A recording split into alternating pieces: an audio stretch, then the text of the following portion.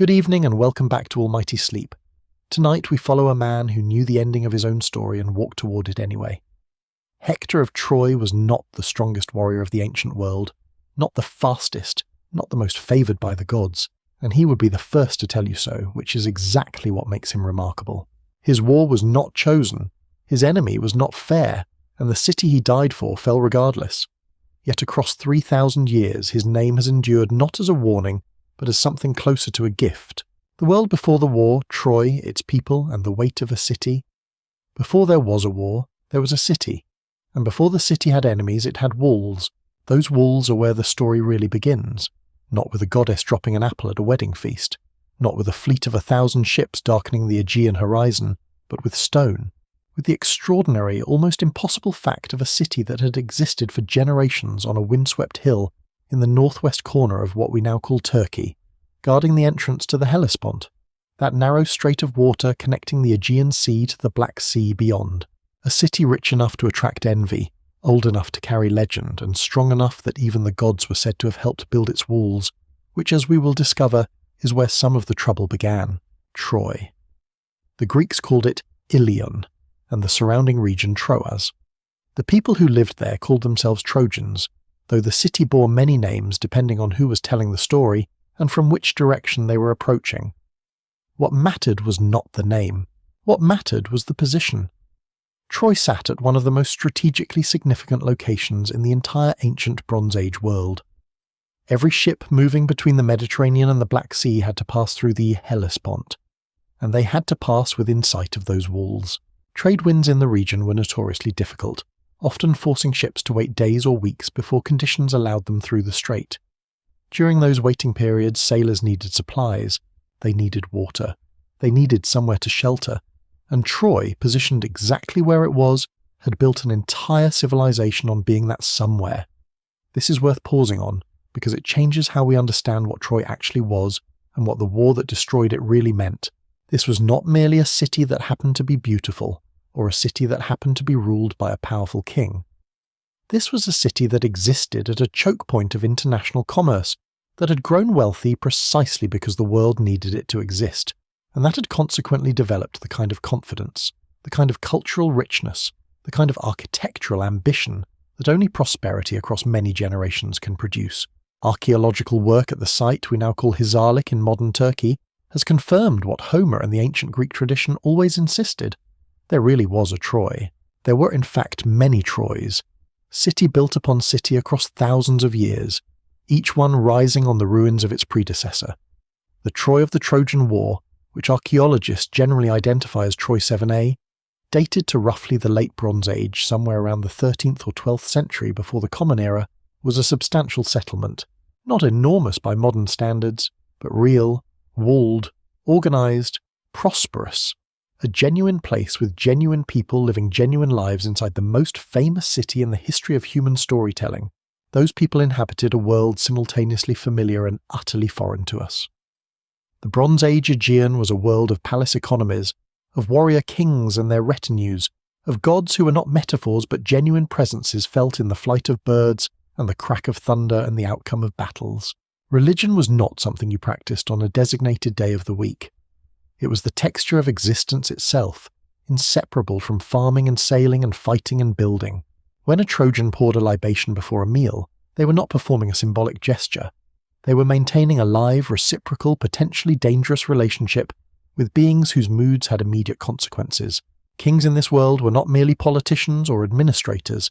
They were figures of cosmic significance, their fate bound up with the fate of their cities in ways we now struggle to fully imagine. When Homer describes King Priam of Troy, he does not describe a bureaucrat in a palace. He describes a patriarch whose identity is inseparable from the walls around him, whose honour and the honour of his city are the same thing, whose grief, when it eventually comes, will be the grief of an entire civilization made flesh in one old man. His father was Laomedon, a king remembered in mythology mostly for being extraordinarily and self-destructively cheap. Laomedon had persuaded Apollo and Poseidon to build the walls of Troy for him, divine labour in exchange for divine payment. And then when the walls were finished and the gods came to collect their wages, Laomedon refused to pay, just flatly refused. This is the sort of decision that tends to produce consequences. Poseidon sent a sea monster, Apollo sent a plague. Laomedon eventually had to sacrifice his own daughter Hesione to stop the devastation, though Heracles killed the creature, after which Laomedon tried to cheat Heracles as well. He did not survive that particular mistake. Heracles sacked Troy and killed him. The surviving son Priam rebuilt what he could, and became king of a city that owed its very walls to a broken promise made to gods. This backstory matters, because it tells us that Troy was already carrying debt. Already knowing somewhere in its cultural memory that divine displeasure was real and tangible, that promises broken to gods did not simply vanish, but accumulated, gathering interest, waiting. Into this city, into this world charged with old grievances and half-remembered prophecies, Priam and his queen Hecuba raised their children. Many children. Tradition gives Priam 50 sons and numerous daughters, which is the sort of number that suggests mythological inflation but which points towards something real about Bronze Age kingship, where a large family represented both a political resource and a military one. Among all those children, one stood apart. Not the most beautiful, not the most favoured by the gods, the oldest son, the crown prince, the heir to the walls and the wealth and the weight of all that accumulated history. His name was Hector. Troy sat on its hill with the wind coming off the Aegean and the sea glittering in the distance. It was, by any reasonable measure, one of the most fortunate places on earth. Hector looked out over all of it and loved it the way you love something you know you might have to die for.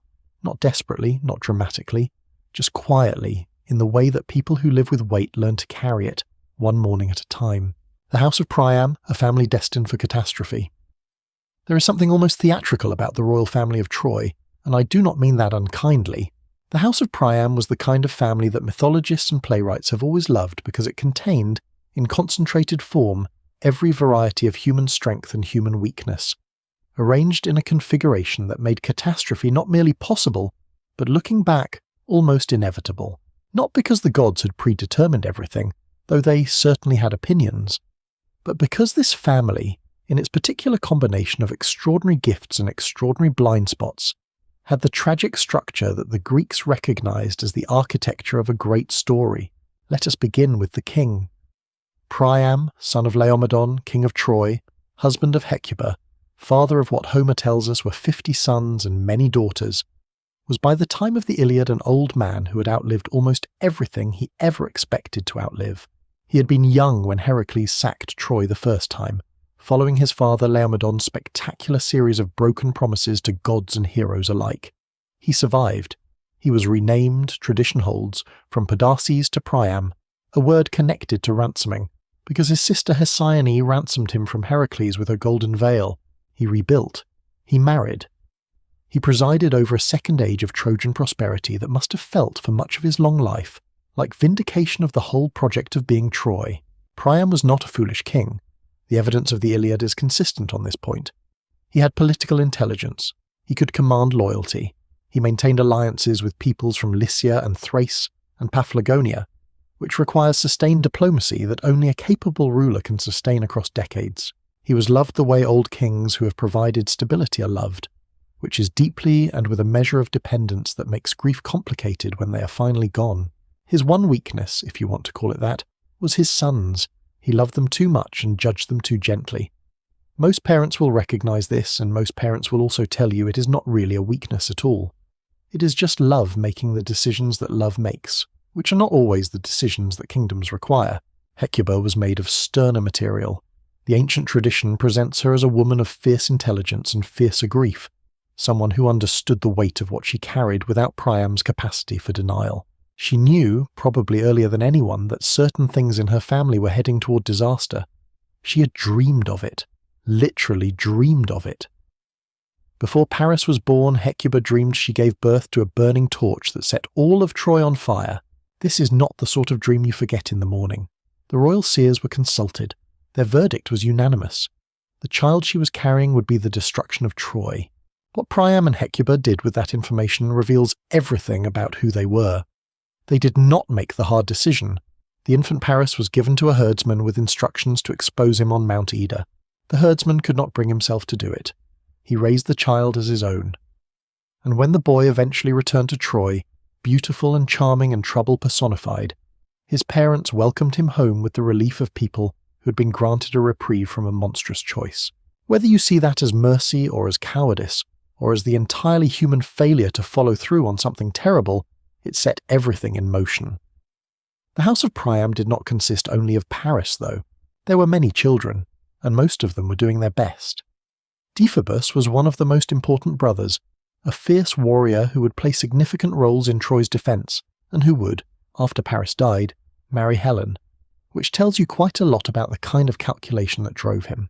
Helenus was a genuine prophet who possessed the rare ability to see exactly how badly things were going to go and who survived the war, one of the very few Trojans who did. Paris needs no introduction at this point. He was beautiful, skilled with a bow, favoured by Aphrodite, and possessed of an almost supernatural gift for creating problems that other people had to solve. Among the daughters, Cassandra deserves particular attention. Apollo had given her the gift of prophecy. When she refused his advances, he modified the gift with a curse. She would always tell the truth. She would never be believed. She knew what was coming. She said so, repeatedly and clearly. And everyone smiled and went back to whatever they were doing. If there is a Trojan tragedy beyond the main one, it is Cassandra's. She watched her home destroyed while holding in her mind the full and perfectly accurate knowledge of exactly how and why it was going to happen, unable to persuade a single person to prevent it. That is not merely sad. That is a specific kind of psychological horror that deserves its own recognition. Honestly, spending any significant time thinking about Cassandra's situation is genuinely uncomfortable, and I say that as someone who thinks about Greek mythology for a living. Into this family, this particular configuration of gifts and curses, Hector was born first. His arrival carried none of the nightmare omens that surrounded Paris. No burning torches in his mother's dreams. No seers delivering verdicts. His destiny from the moment he drew breath was to be the answer to the family's need rather than the source of its destruction. He did not choose this role the way heroes sometimes choose their fates, with dramatic declarations and divine appointments. He simply grew into it, as eldest children in large families often do, taking on weight so gradually that the accumulation becomes invisible. But he did not resent the role. He did not perform it with the cold professionalism of someone executing a function. He genuinely loved the people he was protecting. His father, his mother, his wife Andromache, whom the Iliad renders with such tenderness that readers have been moved by it for 3,000 years. His small son Astyanax, loved with the helpless intensity that fathers feel for very small children. Most heroes in the Iliad are defined by what they want. Hector was defined by what he already had, and by his determination to protect it. He knew the city would probably fall. He knew this somewhere in the part of himself that paid attention to the direction events were taking. He fought anyway. Every single day, he fought anyway. That is the story we have come here to tell tonight. Hector, the making of a prince. There is a particular kind of human being who emerges from a difficult situation not diminished but clarified, not hardened into coldness but tempered into something that combines strength with warmth, competence with compassion, the capacity for violence with a genuine preference for peace. These people are rarer than mythology makes them sound. In the ancient world, they were rare enough that when one appeared, the storytellers noticed. Hector was one of these people. A Trojan prince of the Bronze Age would have been raised with warfare as a central fact of life. Not warfare as an abstraction or a topic of instruction, but warfare as a lived reality, present in the training yard from childhood, present in the stories that shaped identity, present in the social hierarchy that determined value and honour, and the right to speak in assemblies. To be a man of the warrior class was to be, among other things, a fighter. There was no separating the two. The question was never whether you would fight, but how, with what spirit, for what reasons, with what measure of skill, and what measure of grace. Hector fought from obligation, and from love rather than from hunger for personal glory, and this distinction mattered enormously in the moral vocabulary of his world, even as it was somewhat unusual within it. The Iliad is populated with men who fight for kleos, for glory, for the lasting fame that endures after death. Achilles is the supreme example, a man who quite literally chose a short and glorious life over a long and obscure one, who calibrated every decision against the measure of how history would remember him. This was not vanity in the modern pejorative sense. It was a genuine ethical framework, a way of finding meaning in a world without the metaphysical consolations that later religious traditions would provide. Hector understood this framework. He operated within it, He cared about his reputation and his honour as any man of his class necessarily did. But underneath the framework, holding it up like a foundation, was something else entirely. He was fighting for Andromache, for his infant son, for his old father watching from the walls, for his mother and his sisters and the women of Troy who would be enslaved if the city fell, for the children in the streets he walked through every day, for the particular smell of home that is impossible to describe and impossible to replace. He said all of this explicitly and without embarrassment in the middle of the Iliad, in conversations with his wife that Homer renders with a directness and emotional honesty that feels almost modern in its refusal to dress itself up in heroic abstraction. He did not pretend to be fighting for abstract principles. He knew exactly what he was fighting for. He named it. His wife, Andromache, deserves as much attention as Hector himself, because their relationship is one of the few genuinely tender marriages in Greek mythology, and I say that as someone who has spent considerable time with Greek mythology, which tends to treat marriage as either a political arrangement or a source of catastrophe, and occasionally both simultaneously. Andromache was the daughter of Eetion, king of Thebe in Cilicia. Her story before the marriage had already been marked by profound loss. Her father and her 7 brothers had been killed by Achilles during one of his raids around Troy. Her mother had been taken captive, ransomed, and died of illness shortly after. When Andromache married Hector, she was a woman who had already lost her entire family of origin to this war. Hector was not simply her husband. He was, as she tells him directly in their great scene at the Scaean Gates, her father and her honoured mother, and her brother and her husband all in one. This is one of the most honest statements of emotional dependence in all of ancient literature. She was not performing vulnerability. She was describing her actual situation with complete precision. If Hector died, she had nothing left of the world she had come from. Nothing at all. Hector understood this completely. He did not look away from it, or minimize it, or respond with the brusque warrior's dismissal that some ancient heroes would have offered without hesitation. He sat with the weight of it.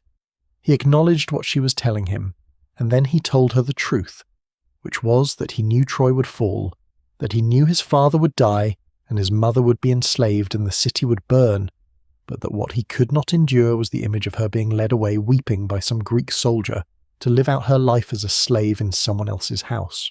That was what he was fighting against. Not victory in the abstract, not glory. He was fighting against that specific image. A woman he loved, weeping, being led away by a stranger while Troy burned behind her. He failed in the end. She was indeed led away weeping, by Neoptolemus, son of Achilles, which adds a particular cruelty to the failure that the mythology does not soften. But that is later. What matters in the making of Hector is the quality of the love that drove him, and the clarity with which he understood what was at stake. Their son, Astyanax, meaning Lord of the City, had been named with royal expectation. The Trojans called him this as a form of honour to Hector, whose role as protector was so central to Trojan identity that the city's future was expressed through the child's name. Astyanax would not survive the fall of Troy. But in the years before the end, he was simply a small boy in a palace, occasionally frightened by his father's plumed helmet, unaware that his name was already a kind of elegy. Hector was not without fear. The Iliad will show us moments when he runs from Achilles, and we should sit with that honestly rather than explaining it away. But fear in the Iliad is not cowardice. Cowardice is what Paris does when he retreats from Menelaus and has to be rescued by Aphrodite and sent back to his bedroom for a rest. Fear acknowledged, felt, and then set aside in favour of what needs to be done is something entirely different. Hector moved through fear rather than around it. This is who he was, a crown prince with a strong sense of duty and a stronger sense of love, a husband of unusual tenderness, a father who smiled when his son reached for the plume on his helmet, a warrior who fought not for glory but for the specific, named, irreplaceable people who would suffer if he stopped. He was, in short, the kind of man who makes you wish the story ended differently, and it is a measure of how good a storyteller Homer was that 3,000 years later we still feel that wish. The apple, the goddess, and the spark that started everything. Every catastrophe has a beginning, and the catastrophe of the Trojan War has one of the most spectacular beginnings in the history of human storytelling. It involves a goddess who was not invited to a party, a golden apple with an inscription that essentially read for the most beautiful, and 3 major deities who each believed, with complete sincerity, that this description applied to them.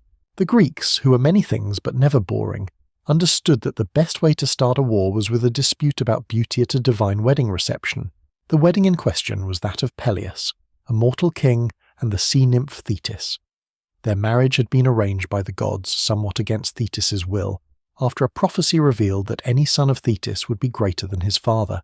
This made Zeus and Poseidon, both of whom had previously entertained thoughts in Thetis's direction, decide rather quickly that she would be better off married to a mortal. The gods were invited to the feast, almost all of them. The goddess Eris, goddess of discord, was pointedly not invited, presumably because no one wanted discord at a wedding, which is exactly the sort of logic that tends to produce precisely the outcome it was designed to prevent.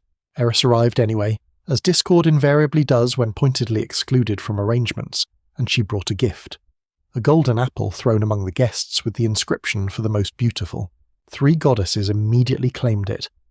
Hera, queen of the gods, who had the authority that comes from being queen of heaven and the somewhat formidable quality of someone who does not lose arguments gracefully. Athena, goddess of wisdom and warfare, grey-eyed and cool and utterly confident in her own claim. And Aphrodite, goddess of love and beauty, who felt that the entire category of most beautiful was essentially a self-referential description, with only one possible answer. Zeus, who was many things but not suicidal, declined to adjudicate this dispute personally. He delegated the judgment to a young herdsman living on the slopes of Mount Ida near Troy, a handsome young man reputed to be a fair judge of beauty. The young man's name was Alexander, though he was better known by another name. His other name was Paris, the son of Priam and Hecuba, the baby who had been left to die on the mountain, who had survived, who had grown up among herdsmen without knowing his royal parentage, and who had just been handed what was either the greatest opportunity or the worst moment of luck in the history of mortal judgments, depending entirely on how you look at it. Each of the 3 goddesses offered Paris a bribe. This point is important, because it is sometimes presented as though Paris simply had to look at 3 contestants and choose the prettiest one. He did not. He was offered bribes. Hera offered him power, dominion, rule over kingdoms. Athena offered him wisdom and invincibility in battle. Aphrodite offered him the most beautiful woman in the world as his wife. Paris chose Aphrodite. He chose the woman. This decision, made by a young man on a sunny hillside surrounded by goats, set in motion a chain of events that would end with the destruction of one of the greatest cities of the ancient world, the death of thousands of warriors, and the specific death of his own brother, who was by any measure the best person in the story, and who had absolutely nothing to do with Paris's choice.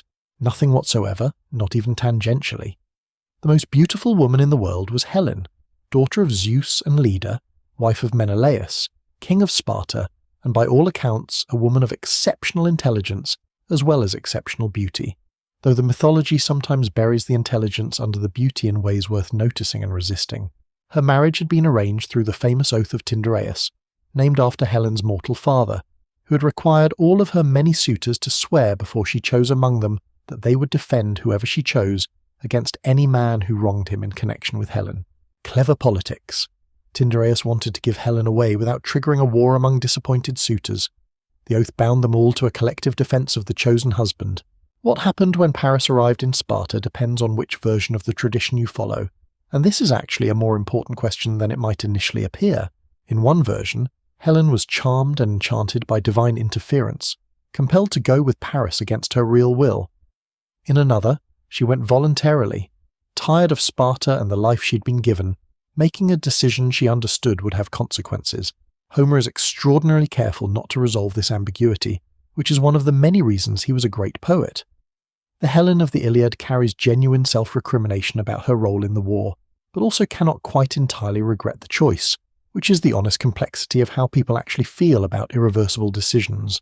She's not a villain, she's not simply a victim. She's something more difficult and more human than either category allows.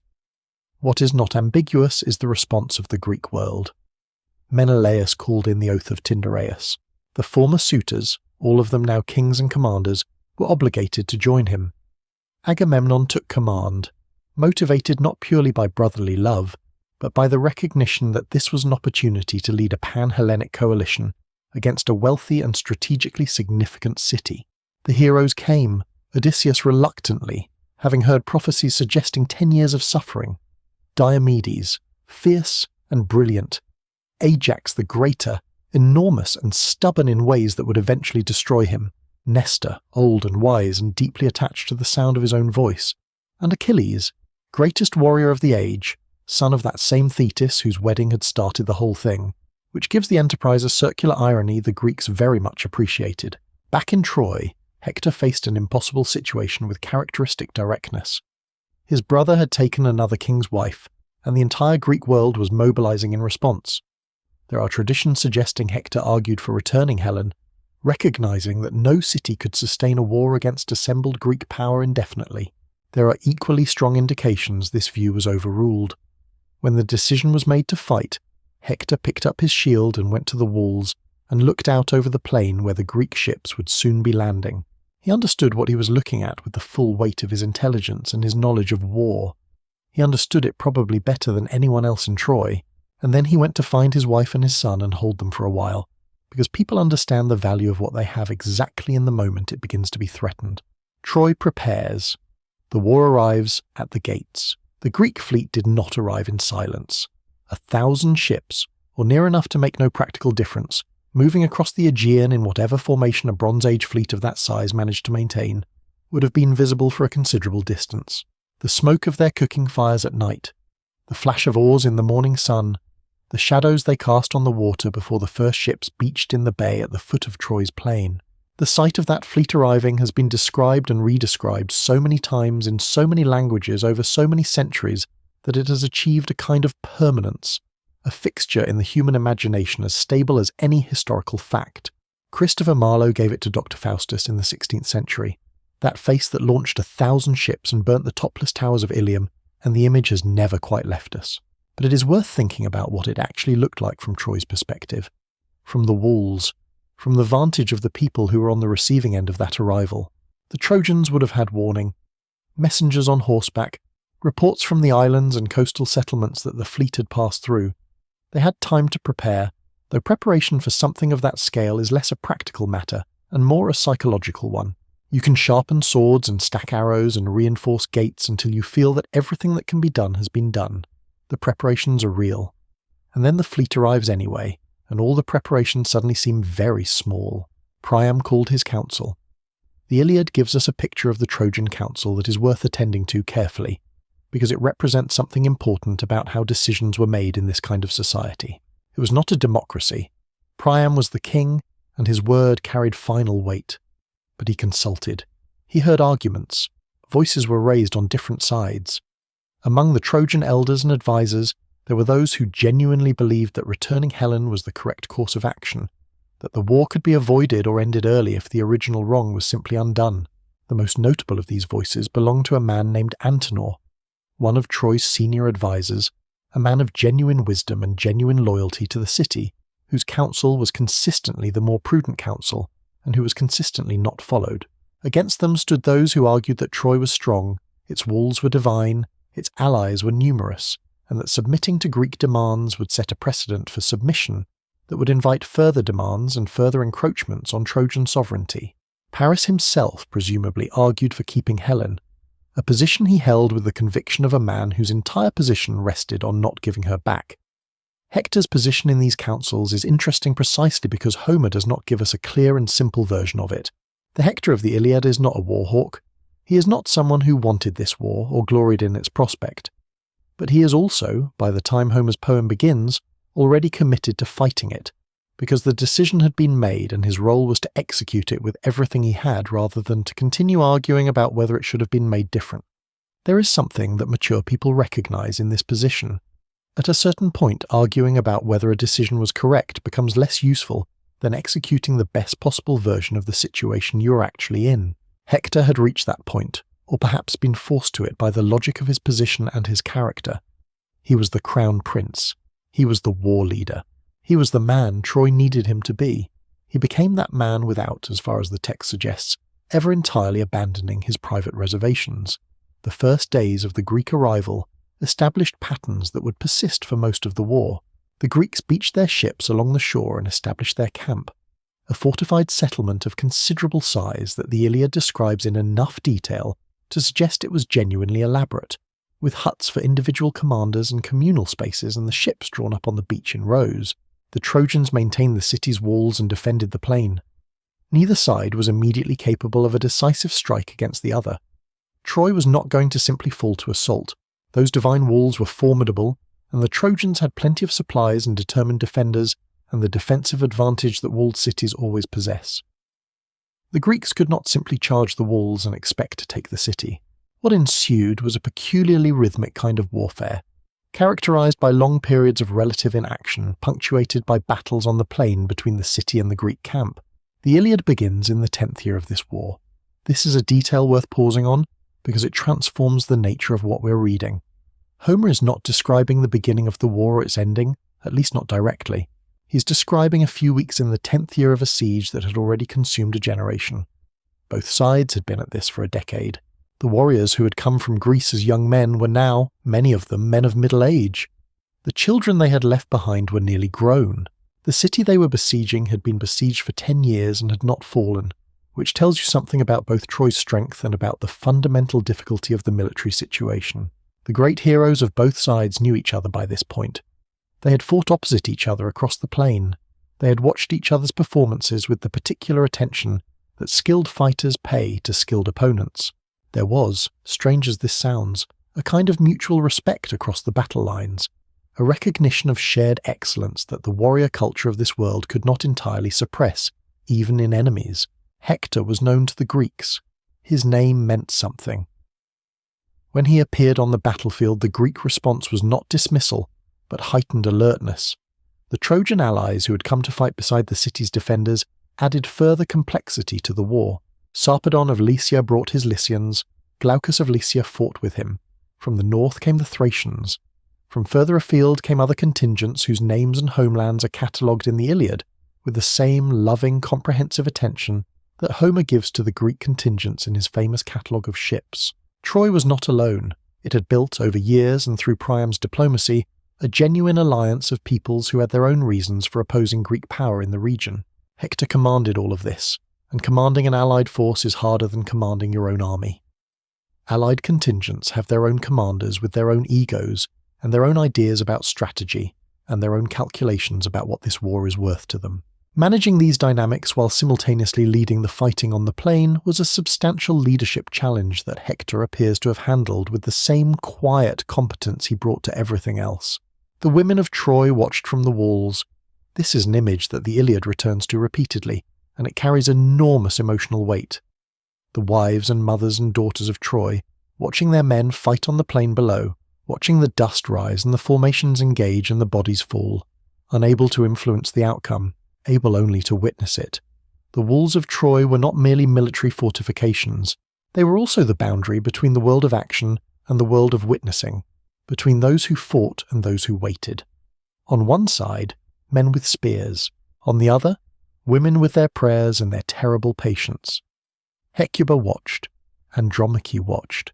Helen watched sometimes from her portion of the palace, carrying her complicated inner life through days that she could not have imagined when she was a girl in Sparta, or perhaps, depending on your version, that she had imagined precisely and chosen anyway. Cassandra watched and knew and could not say what she knew in any way that would be heard. The war had arrived. The patterns were established. The long middle of the story was underway, and somewhere in that long middle, Hector walked through the streets of his city every morning and went to the gates and looked out at the plain and the Greek camp beyond it. And he understood with increasing clarity that the question was not whether Troy could hold forever, because nothing holds forever. The question was how long and at what cost, and whether the people he loved would survive long enough to find some version of a future on the other side. He went out to fight. Every morning he went out to fight. The Iliad begins, Achilles, Agamemnon, and the wrath that changed everything.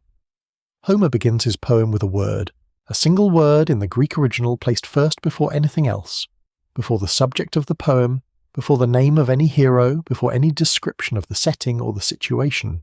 That word is menace, wrath, rage, the specific divine-level anger of a great warrior who has been dishonored. Sing, goddess, the rage of Achilles, son of Peleus, that ruinous rage that sent so many strong souls of heroes into Hades and made their bodies prey for dogs and birds. This is one of the most famous opening lines in the history of literature. and it earns that reputation because it is doing so much simultaneously. It is telling you immediately what the poem is about, and it is not about the Trojan War in the broad sense. It is about this specific anger. It is telling you that this anger is catastrophic, that it sends people to Hades and leaves their bodies unburied, which in the ancient world was about as bad as dying could get. And it is telling you that this poem requires a goddess, a divine intelligence to fully comprehend and render. Because what follows is beyond ordinary human narration. The cause of Achilles' rage is, by one reading, almost embarrassingly petty, the sort of dispute that any competent manager could resolve in an afternoon with a whiteboard and some moderate goodwill. By another reading, it strikes at the heart of everything the warrior code was built on, and represents a genuine crisis in the foundational values of the world the Iliad describes. Chrysis, a priest of Apollo, came to the Greek camp to ransom his daughter Chrysis, who had been taken captive in a raid and given as a prize of honour to Agamemnon. The priest offered rich gifts. Agamemnon refused rudely and in terms that made clear he considered the ransom beneath his consideration. Chryses prayed to Apollo. Apollo sent a plague on the Greek camp that began killing people, slowly at first and then more rapidly. After 9 days, Achilles called an assembly and the seer Calchas explained the cause. To stop the plague, Chryseis had to be returned. Agamemnon agreed, furiously, but added that he would take compensation for his loss. Specifically, he would take Achilles' prize of honour, a captive woman named Briseis, Achilles argued. The argument escalated. Agamemnon outranked Achilles and invoked that superiority with the particular tone of someone who knows they are winning the argument purely on procedural grounds, and is somewhat embarrassed by this, but too invested in winning to stop. Achilles responded with the kind of controlled white rage honesty that tends to destroy professional relationships permanently, telling Agamemnon exactly what he thought of him, and exactly how little he was worth as a commander and a man. He stopped just short of killing Agamemnon on the spot, restrained according to Homer by Athena, who appeared and told him to put the sword away, but promised that Agamemnon would eventually pay for this insult. Achilles sheathed the sword. He withdrew from fighting. He sat on the beach by his ships and asked his divine mother Thetis to ask Zeus to punish the Greeks by granting the Trojans success in battle until Agamemnon learned his lesson. Zeus agreed, somewhat reluctantly, aware that this would displease his wife Hera, who favoured the Greeks, but bound by a promise to Thetis, and presumably also, being Zeus, not entirely opposed to watching Agamemnon suffer some consequences for his behaviour. This is the situation at the start of the Iliad. The Greeks' greatest warrior has pulled out of the fighting. The Trojans do not know exactly why, but they do not need to know exactly why to notice that the fighting quality on the Greek side has declined. They press their advantage, and Hector steps forward. It would be a mistake to read the Iliad as simply a poem about Achilles with Hector as the opposing element. That reading sells Homer's achievement short and does a disservice to what the poem actually does with its Trojan characters. The Iliad is a poem about the entirety of the war, told in a fragment, and within that fragment it gives us two complete and fully realised human beings on opposite sides of a terrible conflict, each of them representing something genuine and important about what it means to be alive, and to fight, and to love, and to die. Achilles represents one kind of heroism, the absolute dedication to personal excellence and personal glory, the willingness to sacrifice everything, including life itself, in the service of being remembered as the greatest. His tragedy is that this dedication, this burning absolute commitment to his own legend, requires him to step back while his friends die without him, and the stepping back becomes its own catastrophe, because the friend he values most is killed in his absence, and then he must choose between remaining in his rage or returning to fight, and either choice is a kind of loss. Hector represents a completely different kind of heroism. The willingness to do what needs to be done not because it will make you famous, but because the people who need you to do it are there, and they are yours, and you love them. The heroism of obligation, of presence, of choosing to be where the weight is rather than where the glory is. Between them, Homer created something that no single character could have achieved alone, a meditation on what heroism means and what it costs, coming at the question from two completely different directions and arriving at two completely different answers that are both, within their own terms, true. When Achilles withdrew, the weight on Hector's shoulders increased, not dramatically, not overnight, but gradually and decisively. The Greek fighting force without Achilles was still formidable, still dangerous, still full of capable warriors. Diomedes was perhaps the most dangerous of the active Greek fighters in the Iliad's first half, and he had divine backing from Athena that made him genuinely terrifying in this period, even going so far as to wound gods on the battlefield. Ajax was powerful enough to hold his own against almost anyone. Odysseus was cunning enough to compensate for whatever physical disadvantages he had. The Greeks were still the Greeks, but they were diminished, and the Trojans, feeling that diminishment, pushed harder. Hector led those pushes with the energy of someone who can see an opportunity and knows how to use it. The irony that Homer is building toward, the great irony at the centre of the entire poem, is that Achilles' withdrawal will eventually lead to the death of Patroclus, which will lead to Achilles' return, which will lead to Hector's death. The very thing Achilles did to punish Agamemnon and win glory for himself ends up creating the exact situation that will kill the man he loves most and the man he was most worthy of fighting. But we are not there yet. In the opening movements of the Iliad, Hector is simply doing what he does, leading his men, fighting with distinction, defending his city. Every day that passes without Achilles on the Greek side is a day where Troy's odds improve slightly. Every day, Hector fights with the knowledge that this situation will not last forever, that Achilles will eventually return, and that when he does, everything will change. He fought with that knowledge hanging over him, and he still fought at his best. Because what else do you do when you know difficult things are coming? You fight at your best today, and you try not to waste the time you have. Hector on the battlefield. The prince becomes a war leader. The Iliad is, among its many other things, an extraordinarily precise catalogue of violence.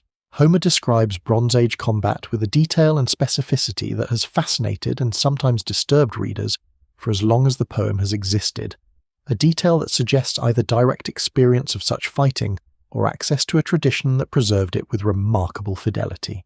The spear that enters here and exits there, the specific sound, the way a man falls, the colour of what spills. These descriptions are not gratuitous in Homer's hands. They are the texture of reality, the weight that prevents the poem from becoming merely heroic entertainment. Within this landscape of documented violence, Hector moves as the Trojans' central figure, their greatest fighter, their most recognizable presence on the field. Homer describes his physical appearance several times throughout the poem, and the cumulative picture is one of imposing physicality, combined with the kind of bearing that comes from genuine confidence rather than mere size. His helmet is famous, particularly the great horsehair plume that nods terribly on top, the same plume that frightened the baby Astyanax when his father reached for him. He carried a long spear that Homer sometimes describes as casting a shadow before it, which is one of those small details that lands harder the more you think about it. He drove a chariot with skilled horses. His bronze armour was the product of the best craftsmen that Trojan wealth could provide, both impressive to look at and practical in function. But the most important aspect of Hector's battlefield presence was not his physical description. It was the effect he had on those around him. When Hector was fighting well, the Trojans fought better. When he was present on a section of the line, that section held. When he led an advance, it had momentum. This quality, the ability to raise the performance of everyone around you, is the rarest and most valuable quality in a military leader, and it is entirely distinct from personal fighting ability. Many warriors in the Iliad are described as excellent fighters. Fewer are described as having Hector's effect on the morale and performance of an entire army. The Greeks feared him in a specific and informed way, not the vague fear of the unknown, the fear of people who had watched him fight for 10 years and understood exactly what he was capable of. When Hector was having one of his great days, the Greek commanders knew it immediately and responded with the particular tension of people who have genuine reason to be concerned. There is a difference between respecting an opponent abstractly and watching them move through your lines, and the Greeks had been watching Hector move through their lines for a decade. His Aristeia, the term Homer uses for a warrior's supreme moment of battlefield excellence, comes most fully in the books covering the Trojan drive toward the Greek ships. With Achilles absent, Hector leads the assault with a force and confidence that the poem renders with genuine epic sweep. He is everywhere at once, driving his chariot across the plain, engaging enemies personally, directing units of infantry, leading charges that push the Greek line back step by step toward the shore. He's not managing the battle from a safe distance. He's in it personally, which is the only kind of leadership that works in this world. The Greek commanders fight back hard. Diomedes is dangerous in this period, genuinely dangerous, fighting with Athena's backing in a way that makes him briefly something more than mortal. Ajax holds the line with the stubborn, almost geological immovability of a very large man who simply does not move when pushed, which is one of Ajax's great qualities and also, if we are being honest, one of his great limitations. The Greek line bends but does not break immediately. Hector cuts through it anyway. He engages opponents one after another, and Homer names each man he kills with careful, respectful specificity. Each death is a person. Each person had a home somewhere, a father, perhaps a wife. Homer gives them a line or two before Hector's spear takes them from the story, a brief moment of individuation before the end. It is one of the things that makes the Iliad something other than a simple celebration of military power. There is a passage that describes Hector at this period as moving through the Greek lines, like a massive stone that a river in flood has broken loose from a cliff and sent rolling down a hillside, unstoppable in its momentum, crushing whatever is in its path. It is one of Homer's extended similes, those characteristic passages where he steps back from the immediate violence and offers an image from the natural world that captures the quality of what is happening more precisely than direct description could manage. The rolling stone is perfect for Hector because it captures both the force and the inevitability, the sense that once something of that weight is moving, the only question is where it finally stops. He spoke to his troops with a commander's directness and a general's understanding of what ordinary men needed to hear before and during fighting. Not abstract principles or divine promises, specific encouragement, recognition of what they were doing, acknowledgement of what was hard, and the particular confidence that comes from a leader who is visibly taking the same risks as everyone else. This matters enormously in infantry warfare. Hector was always on the field, always personally engaged, always the person his men could look across and see standing in the same danger they were standing in. He was also, and this matters for understanding his character fully, capable of mercy at moments when other warriors of his era would not have offered it. He fought to kill because that was the nature of the fighting, but he did not fight with the specific pleasure and cruelty that some figures in this mythology displayed without apology. He was a warrior, not a butcher, and the distinction was real to him even when the world around him did not always insist on it. Consistently, across 10 years of fighting on the plain before Troy, he was the figure that kept the Trojan defense coherent, the center that held. The reason the Greeks failed to break through on more than one occasion, when they might otherwise have managed it. And every night when the fighting stopped, he went home, to his wife, to his son, to the particular warmth of the life he was fighting to protect, carrying the day's violence with him and setting it aside as best he could, because the people waiting for him needed more than a soldier. They needed Hector. The duel with Ajax and the night between enemies. There is a moment in the Iliad, roughly in the middle section of the poem, that encapsulates something essential about the particular quality of this war, and about Hector's character within it. It involves a formal duel, a stepping forward from the battle lines by a single champion on each side to fight one-on-one while the armies watch. These single combats were both practical and ritualistic in the world of the Iliad. Practical because a decisive individual contest could potentially settle a question that massed combat could not resolve cleanly. Ritualistic because they embodied the aristocratic warrior code's insistence on personal excellence and personal honor as the primary values in this world. Hector proposed the duel himself. He stepped forward from the Trojan lines and challenged any Greek to meet him in single combat, specifying the terms "a winner takes the armor of the fallen and grants burial to the body." The Greek side was not exactly enthusiastic in its response, which produced one of the more uncomfortable silences in the Iliad, as the assembled Greek commanders sat with Homer's pointed observation that nobody immediately volunteered. Eventually several did, and lots were cast to determine who would fight. The lot fell to Ajax the Greater. Ajax the Greater, son of Telamon of Salamis, was the physically largest of the Greek heroes at Troy, and in terms of sheer fighting power was generally ranked second only to Achilles. He was not quick-witted or strategically sophisticated. He was not favoured by Athena in the way Odysseus was or Diomedes was. What he was enormous, nearly indestructible, possessed of a shield that Homer describes as like a tower, and about as unstoppable when committed to a course of action as any human being in the poem. He was also, in his own way, honourable, a man whose direct, somewhat unsubtle quality of character produced a straightforwardness in his dealings that contrasted interestingly with the more calculating personalities around him. The duel between Hector and Ajax is one of the great scenes in the Iliad, and one of the most instructive for understanding Hector's fighting quality, because Ajax was about as difficult an opponent as anyone not named Achilles could have provided. They fought with spears first, then stones, then in close combat, and neither was able to decisively overcome the other. Ajax drove Hector back with a stone strike that staggered him. Hector recovered and wounded Ajax with a spear. The fight was real.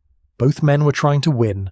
The duel ended not with a clear victory but with darkness falling, and heralds from both sides stepping in to separate the fighters.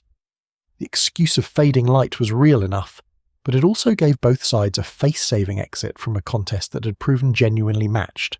Neither Hector nor Ajax had to acknowledge defeat. Neither had won. The question of supremacy between them remained open. What happened next is one of the quietly beautiful moments in the entire poem. Hector and Ajax exchange gifts. Hector gave Ajax his sword. Ajax gave Hector his war belt, his sash, the piece of equipment that wound around the waist above the armour.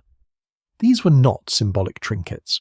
They were functional military equipment, valuable by any measure, and the exchange of them between enemies was an act of mutual recognition that carried genuine weight.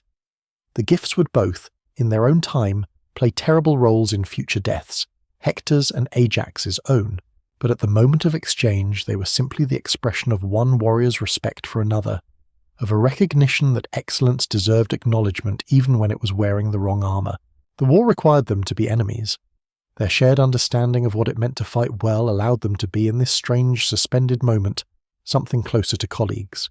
That night, the Trojans celebrated. Hector had not been defeated. The Greeks' greatest available fighter had not beaten him. The morale in Troy that evening was real, earned, specific. Hector had stood in front of the best they had, short of Achilles, and walked away standing. The Greek camp was more subdued. The war was not going badly enough to cause despair, but not well enough to cause confidence. Nestor, the eldest and most experienced Greek commander, was full of advice, as he invariably was, reaching back to the kinds of battles he had fought in his youth, with a frequency that Homer seems to treat with very gentle comedy. Nobody could tell Nestor that the situation at hand was different from the situations of 50 years ago, partly because he would not hear it, and partly because he was old enough that he had simply outlasted most of the people who might have argued with him.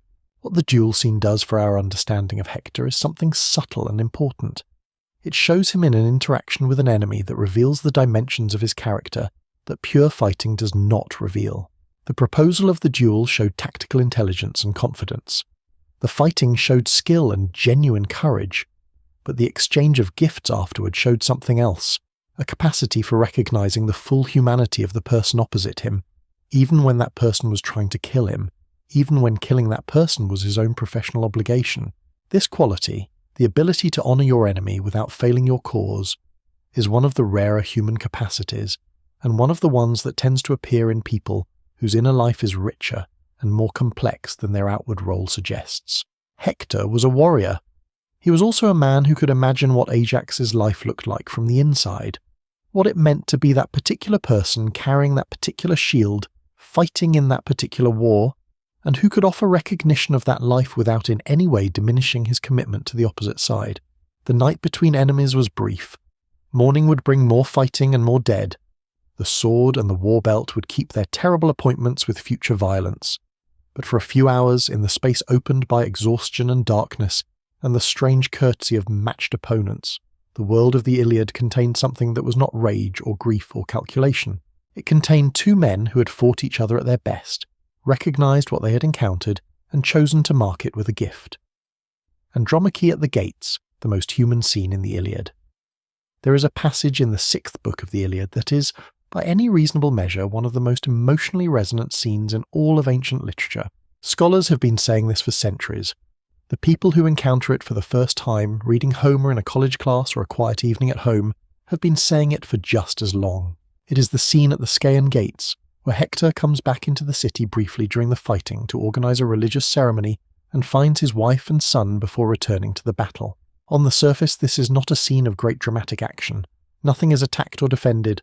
Nobody dies. The gods do not intervene. It is simply a husband and wife speaking to each other in a doorway with their small child present, in the knowledge that the husband is about to return to a battle he might not come back from. And yet, Andromache came running toward him as soon as she heard he had returned to the city, and with her came a handmaid carrying in her arms the boy Astyanax, Hector's beloved son, like a beautiful star. Homer tells us that Hector looked at his son without speaking and smiled. That detail, that smile, that silent moment of paternal delight before the conversation that must follow is one of the small, perfect details that makes Homer's work endure. Andromache stood beside him weeping, and she took his hand and spoke to him. Her speech is long and direct and honest in the way that people speak when they are afraid, and also love someone and cannot afford to waste time on what is not true. She tells him that his own strength will destroy him. She tells him that he has no pity for his son or for her, his wretched wife who will soon be a widow, because all the Greeks will rush upon him in their numbers and kill him. She tells him what I mentioned earlier, what I think is one of the most honest lines in the poem, that he is now everything to her. Father, mother, brother, husband, all. Because Achilles killed her father and her brothers, because her mother died, because Hector is the only person left in the world who is entirely hers. She then does something that is simultaneously practical and heartbreaking. She proposes a tactical adjustment. She suggests he station the troops at the fig tree, where the city wall is weak, where the Greeks have made several attempts to break through. She knows the battlefield. She's been watching it from the walls long enough to understand its geography. She's offering military advice in the middle of a farewell scene, and this tells you a great deal about who Andromache was. A woman of intelligence and practicality who could not stop thinking, even in the moments when what she most wanted to do was simply hold on. Hector's response is one of the great speeches in all of Homer, and I want to spend some time on it because it deserves the attention. He tells her that he knows all of this. He's not unaware of the dangers. He tells her that he has a deep sense of shame before the Trojan men and women if he were to hang back from the fighting like a coward. His own heart would not allow it. He has trained himself to be brave, to fight always in the first ranks of the Trojans, winning great glory for his father and himself. And then he says something that has been ringing across 3,000 years since Homer put it in his mouth.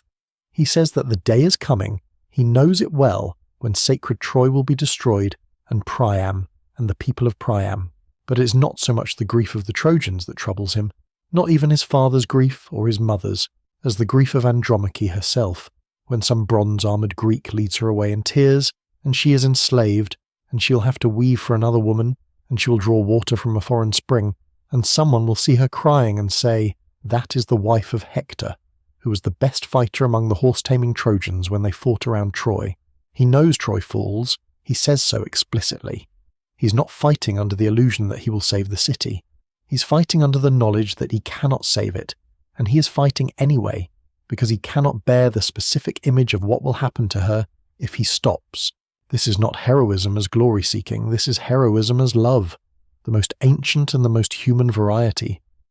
Then Hector reached out to take his son Astyanax, and the boy shrank back, crying, and hid against the breast of his nurse, frightened by his own father's appearance, the bronze helmet, the horsehair plume nodding terribly above it. Both parents laughed. That detail is there in the text.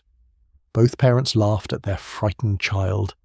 Hector took off his helmet and set it on the ground, gleaming, and he picked up his son and kissed him and held him, bouncing him in his arms, and prayed aloud to Zeus and all the gods that his son might be, as he himself had been, preeminent among the Trojans, strong and brave, and that people would say of him someday, "He is better by far than his father was." And he gave the boy back to his mother, and Andromache took him, laughing through her tears, and Hector felt pity watching her. He told her not to grieve too much in her heart for him.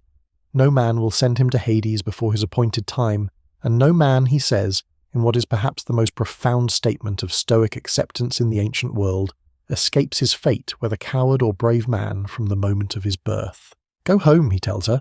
See to your work, the loom and the distaff. War is the concern of men, all men, and especially of me. He picked up his helmet and put it back on. The plume nodded again.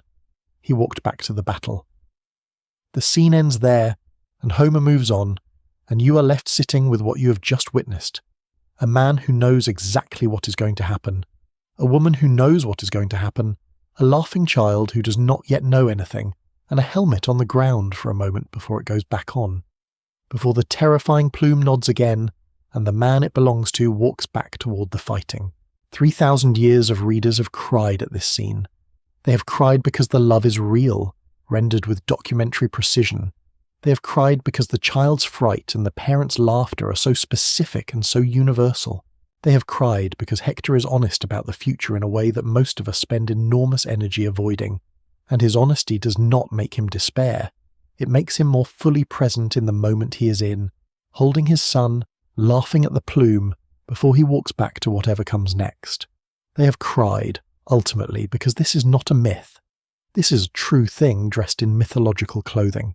This is what love looks like when the world around it is falling apart and the people in it are trying, with everything they have, to be worthy of each other in the time they have left. The Trojans, at the ships. Hector's greatest day. If there was a single day in the Iliad where the war seemed most clearly to be moving in Troy's favour, where the possibility of Greek defeat felt not merely theoretical, but genuinely close to actual, it was the day Hector led the Trojans to the Greek ships.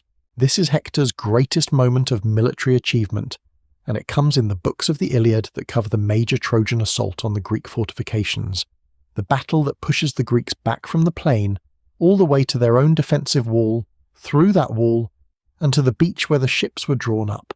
The moment when Hector actually reached the ships and threatened to burn them was the moment of maximum Greek crisis in the entire poem. The low point for the Greek cause, the highest point for Troy. It had been building. With Achilles absent, the Trojan assault had been pressing harder day by day. The Greek defensive wall, which they had hastily constructed around their camp at the start of the war, was being tested as it had never been tested before. Behind it were the ships, the fleet, the means of returning home, the physical embodiment of everything the Greeks had brought to this shore. If the ships burned, the Greeks were stranded. The war changed completely. Hector drove his chariot toward the Greek wall with the kind of momentum that the Iliad has been building toward for several books, the accumulated force of Trojan fighting across days of battle, finally concentrated in a single push. The Greeks tried to hold their wall. Ajax and others fought with genuine desperation at the ramparts, recognizing that this was not a day to yield ground and then recover it later. There is a moment in this section of the Iliad where Hector calls to his driver to turn the chariot and drive it at the Greek gates, at the massive timber gates that were the main entrance through the wall and the horses' bulk. They are horses.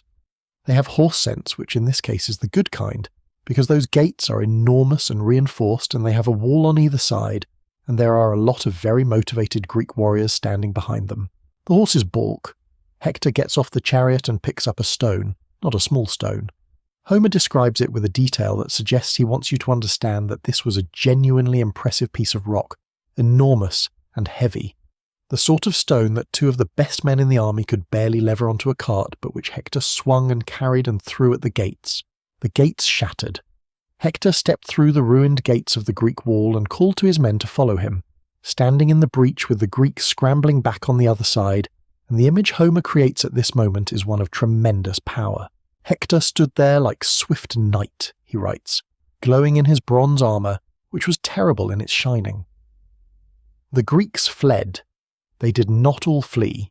The best of them, Ajax, a few others, fought rearguard actions as the Trojan wave came through, but they were driven back, step by step, back across the Greek camp, back toward the beach, back toward the ships. This is worth sitting with for a moment because it represents something important about the nature of this war. For 10 years, the Greeks had maintained the initiative. They had raided and pressured and kept the Trojans largely on the defensive. Now, in these terrible hours of the Iliad's central movement, Hector had reversed that. The Greeks were the ones being pushed. The Greeks were the ones whose fortifications were breached and whose camp was being overrun and whose ships were in genuine danger.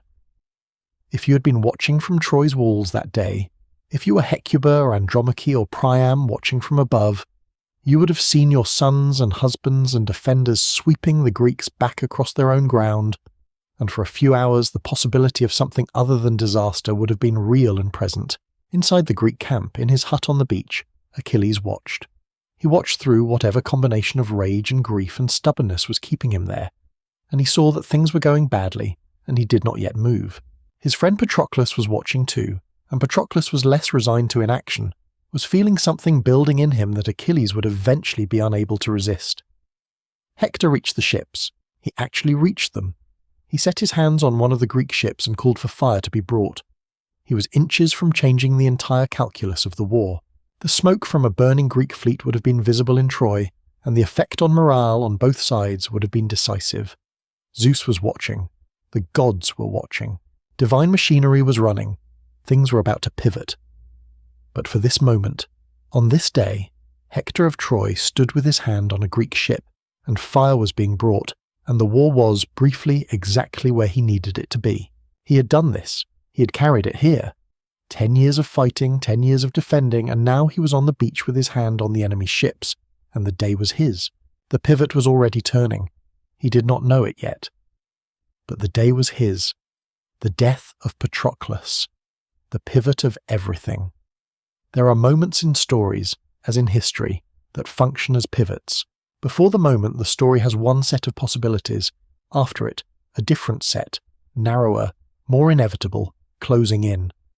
The death of Patroclus is that moment in the Iliad. Patroclus, son of Menoetius, had been Achilles' closest companion from childhood. The nature of their relationship has been discussed and interpreted and reinterpreted across centuries, with various readers at various historical moments emphasizing different dimensions of the bond between them. What is clear in the text is that Achilles loved Patroclus as he loved no one else in the world, that this love was the deepest personal attachment of his life, and that Patroclus' death would do what nothing else had done or could have done. It would break Achilles' rage and replace it with something far more dangerous. Patroclus had been watching the Greek rout with increasing distress. He wept at what he saw, which Homer renders with a detail that Achilles notices, asking him why he is crying, saying he looks like a little girl running beside her mother and catching at her dress.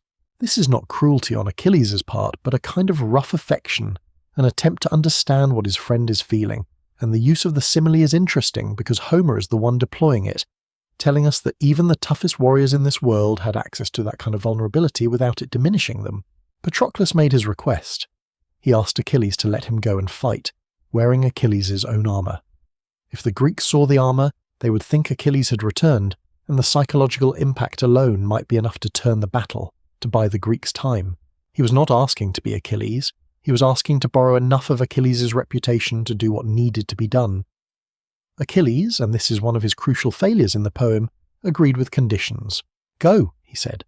"Drive the Trojans from the ships, but do not pursue them too far. Do not go after the city.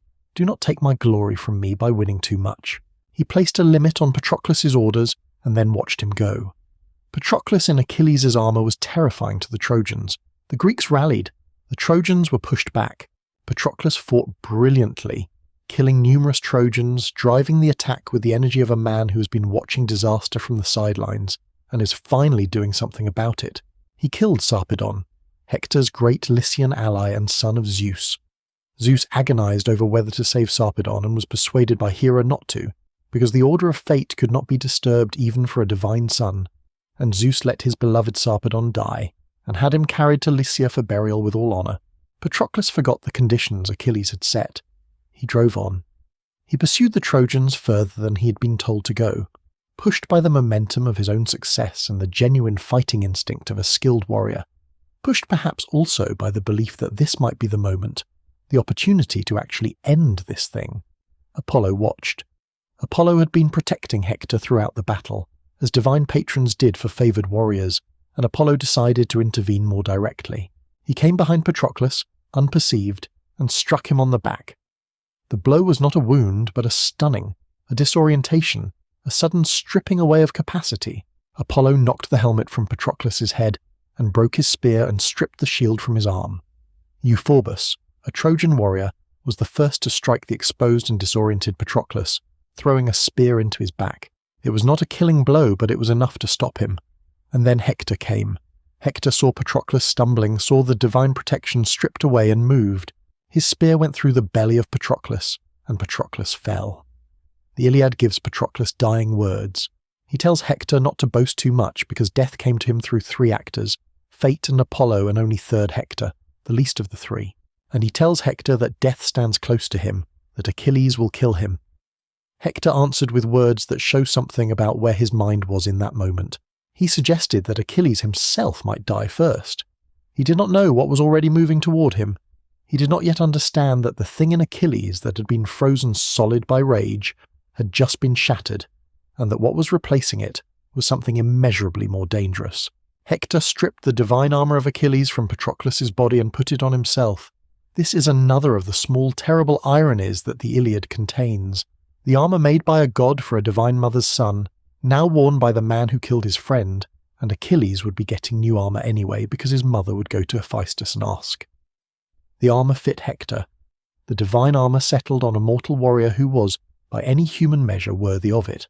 And yet it was a bad idea in ways that the Greeks understood and that we can understand across the gap of time. You do not wear a dead man's armour if that dead man is beloved by someone who has nothing left to lose. The death of Patroclus is the Iliad's great pivot. Everything before it was one story. Everything after it was another. Hector's remaining days were already numbered, though he did not count them yet. The machinery was turning with a sound like thunder, and it was aimed at him, and the man driving it had just become something that had never existed before in the poem. Achilles, who had been a great warrior angry at a king. Now Achilles was a bereaved man with a spear. Achilles returns. The sky darkens over Troy. The messenger who brought Achilles the news of Patroclus' death was Antilochus, son of Nestor. He came to Achilles' hut on the beach, and he could not find the words, and he held out his hands and wept, and Achilles understood before Antilochus spoke. What happened to Achilles in that moment is one of the most precisely rendered descriptions of grief in ancient literature. He poured dust over his head, and lay in the dirt and tore his hair. The handmaids who had been given to him as prizes of war screamed and beat their breasts. Antilochus held Achilles' hands weeping, afraid that Achilles might cut his own throat. Out in the sea his mother Thetis heard him crying.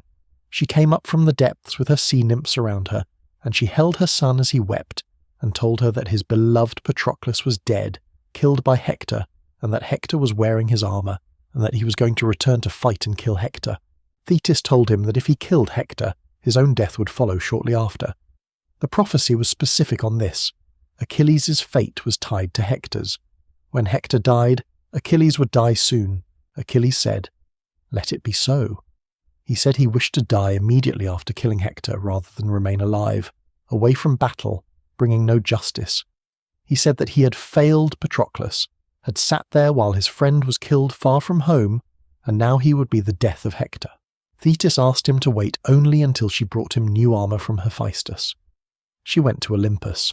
Hephaestus, who owed Thetis an old favour and who was fond of her, agreed immediately, and he made armour.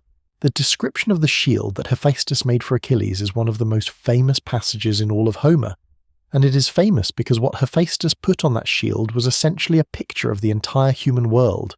2 cities, one at peace with weddings and feasts and a law case being argued before elders in the assembly, one at war with armies in the field and women watching from the walls, harvests and ploughing and dancing and lion hunts, and the ocean running around the rim of everything.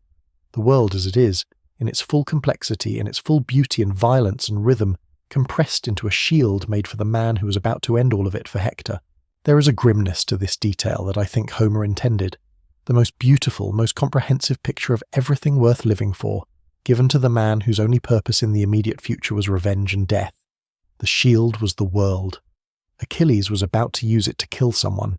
He came out of his hut the next morning and the Greeks saw him, and something passed through the camp that the text describes as a sound, a shouting, a noise of human beings responding to the presence of something that had been absent and was now back.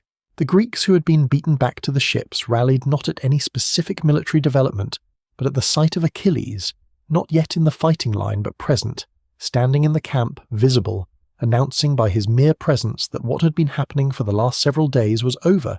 Agamemnon, in a scene that has exactly the quality of a political leader apologizing for something catastrophic, and doing it well enough to be accepted but not well enough to be entirely forgiven, offered restitution.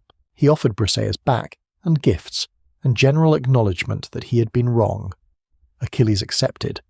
He accepted with the distracted formality of someone whose real attention is entirely elsewhere, who has no emotional space left for the quarrel that had consumed him because all that space is now occupied by grief, and the thing grief had become. He wanted to fight immediately, he was persuaded to eat first, barely, and then he put on the new armour and he went out. The Trojans saw him coming. The Iliad describes the scene of the Greeks and Trojans arrayed on the plain, and then Achilles coming forward in his divine armour with the great shield gleaming, and the Trojans reacting. It says the earth groaned under the feet of the fighters.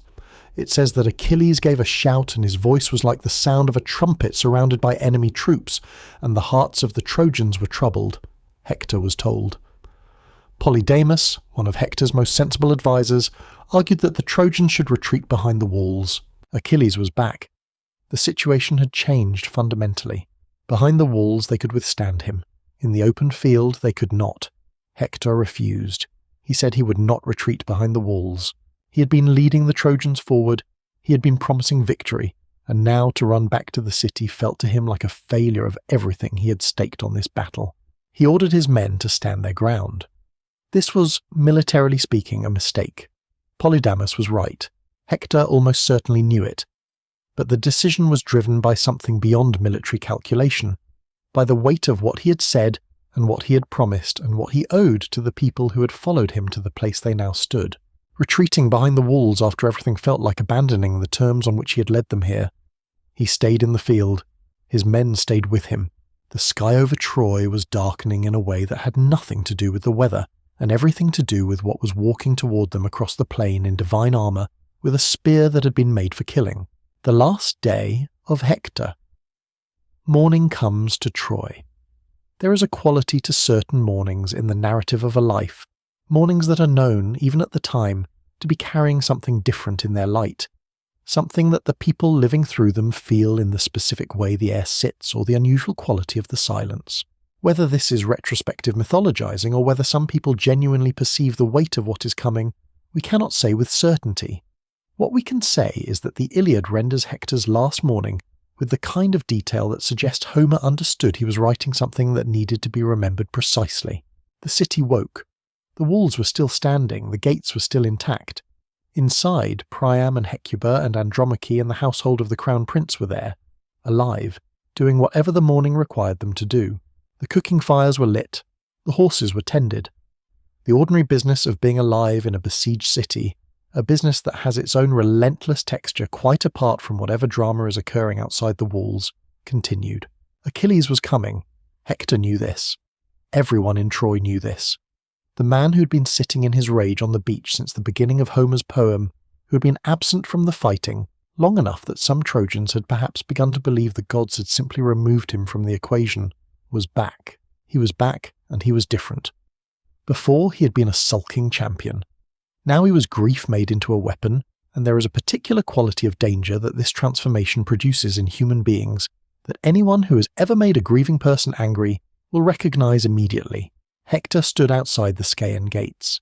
The ancient commentators and the translators and the readers of Homer across centuries have all noticed something extraordinary about the passage that follows, which is one of the most psychologically realistic passages in all of ancient literature, a passage that does something genuinely unusual for epic poetry, which is to show us the inside of a hero's mind as he debates with himself.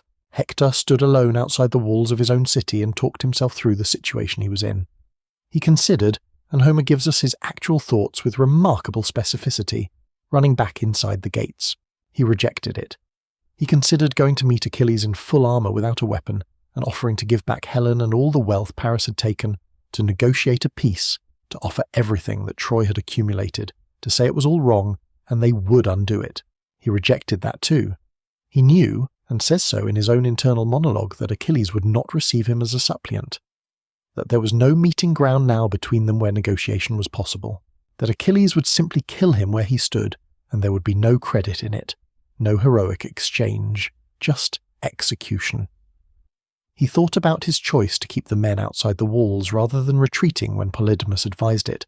He thought about how he was responsible for the men who had died as a result. He thought about his obligations. He thought about the shame of retreating when so many had followed him forward. And then he said, in the privacy of his own mind, with only Homer and 3,000 years of readers listening, that it is better by far to meet Achilles face to face, and either kill him or be killed gloriously before the walls of Troy. This is one of the most honest and most moving moments in the poem because it is not triumphalism. He is not declaring that he will definitely win. He is not performing courage for an audience. He's sitting alone with the facts, which are that he has no good options, that he has already made the choices that led here, and that among the available paths forward, the only one consistent with who he is and what he owes is the one that walks toward Achilles. He could run. He thought about running, and rejected it not because he was incapable of fear, but because he was capable of shame, and the specific shame of abandoning the men who had followed him was a weight he could not carry and still be himself. So he stayed. He was not a fool. He was not unaware of what Achilles was or what was likely to happen. He was a man who had thought it through and come to the conclusion that the version of himself that runs was not a version he could live with, and that this decision might mean he did not live at all, and that this was the shape of his particular life.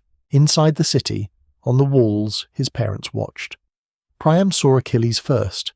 He saw the armour, recognised it, understood what it meant that this figure was approaching, and called down to Hector from the walls with a father's full desperation, begging his son to come inside, to not stand out there to face him, to think of his father growing old in misery, to think of his mother, to think of Andromache and Astyanax and all the Trojan people who would lose everything if their defender fell.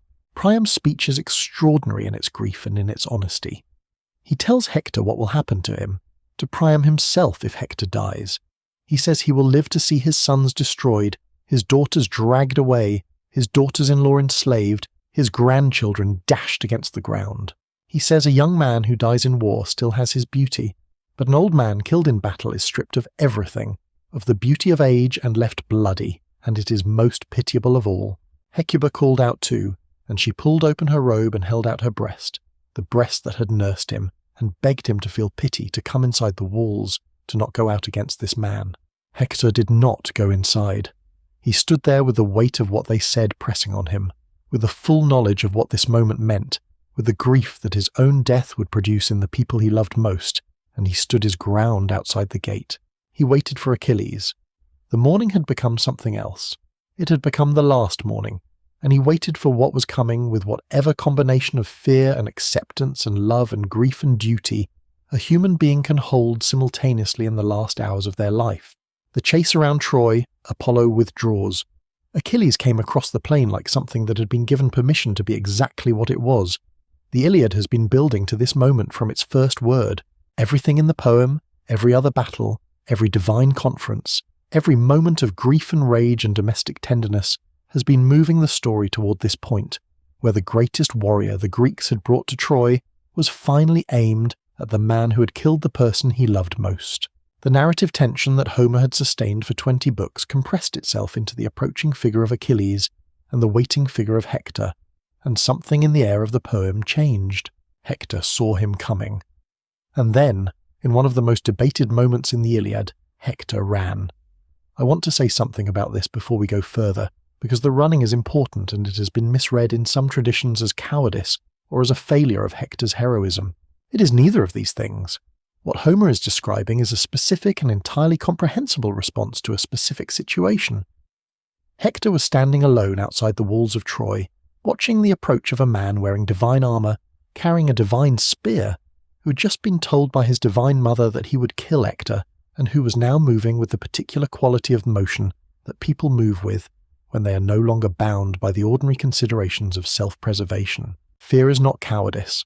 The physiological response to genuine danger, the ancient biological mechanism that says something very large and very deadly is coming, and perhaps movement would be appropriate, is not a character flaw. It is an evolutionary achievement. Hector felt it and he ran, not away from Troy, not into the fields but around the walls of Troy, with Achilles chasing him. 3 times they ran around the walls of the city. This detail has been remarked upon in terms of symbolism, the ritualistic 3 circuits that appear in various ancient contexts, the sense of inevitability performed in motion. But it's worth considering what this actually looked like physically. 2 men in full bronze armour running around the circumference of a walled city, while inside that city, and on top of those walls the people who loved one of them watched. Priam on the walls, Hecuba on the walls.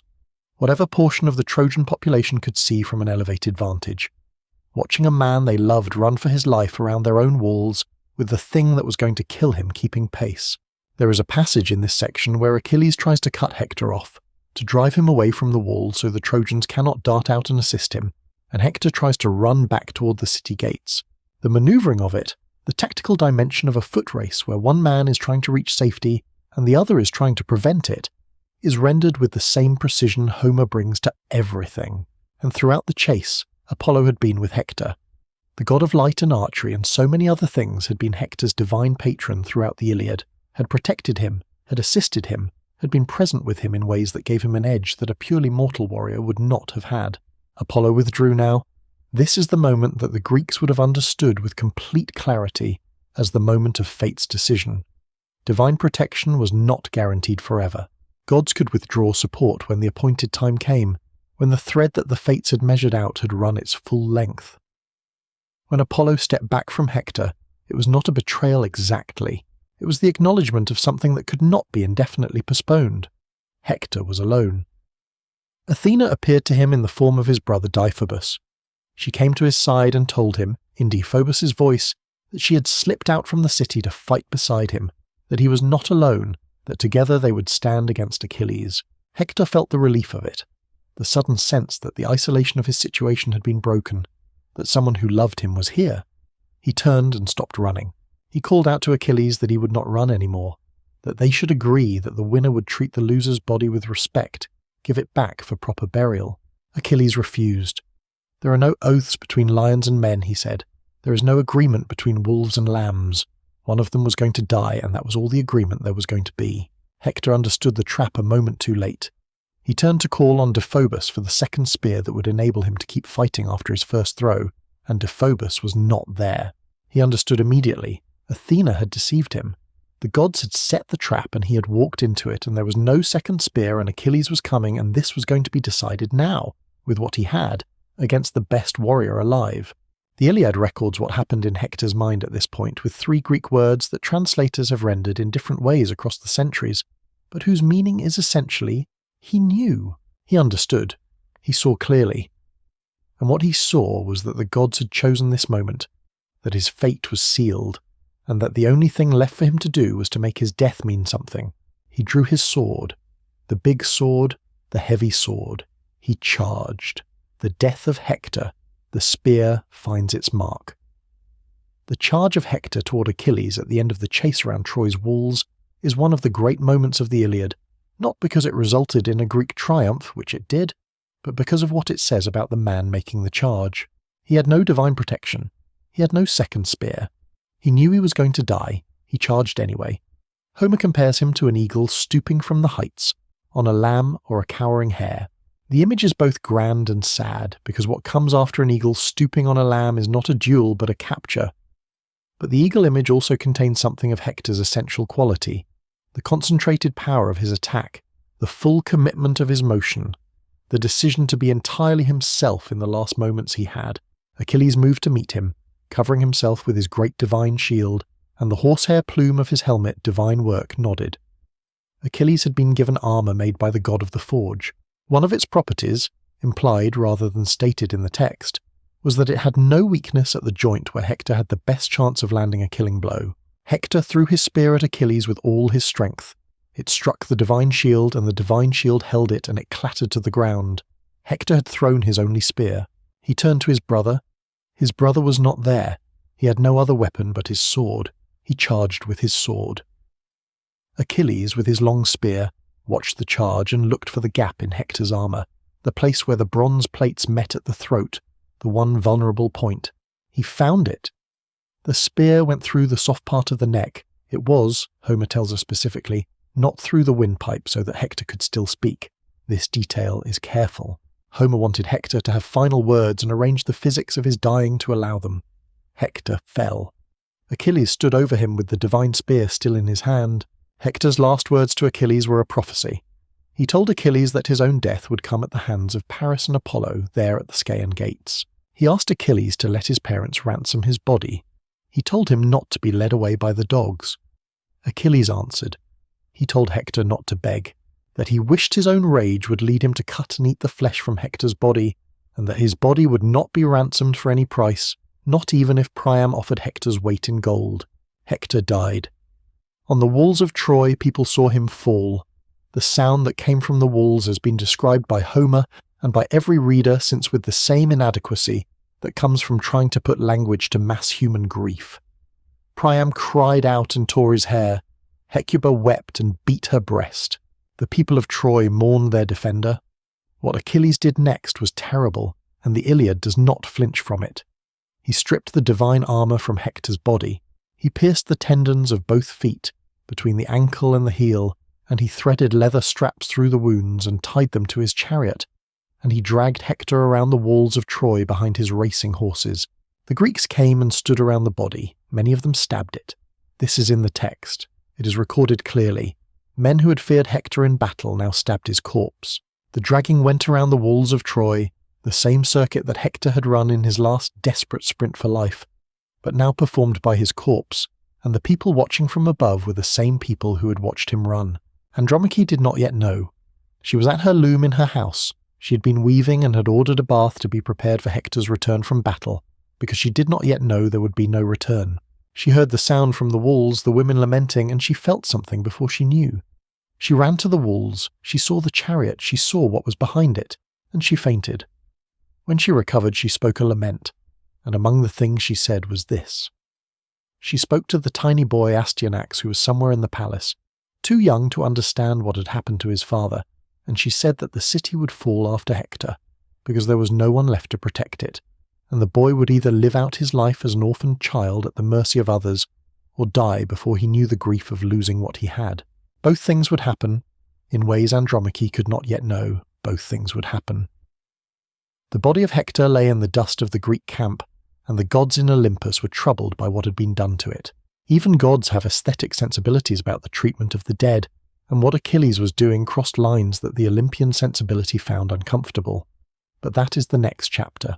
This one ends here, with Troy's greatest defender dead, his body dishonoured, his wife standing on the walls of the city he had died for with nothing left to hold. The war had found its turning point, not the turning point that led to Troy's salvation, the turning point that confirmed its fall. Priam goes to Achilles. The most merciful scene in the Iliad. For 11 days after Hector's death, Achilles dragged the body. Every morning at dawn, he harnessed his horses to his chariot and dragged Hector's body 3 times around the tomb he had built for Patroclus. Then, he went back to his hut and left the body face down in the dust. The gods watched this and were disturbed.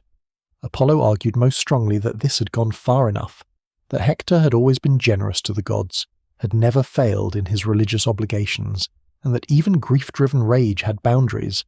The other gods largely agreed. Achilles' treatment of the body had exceeded what was permitted. Zeus made a decision.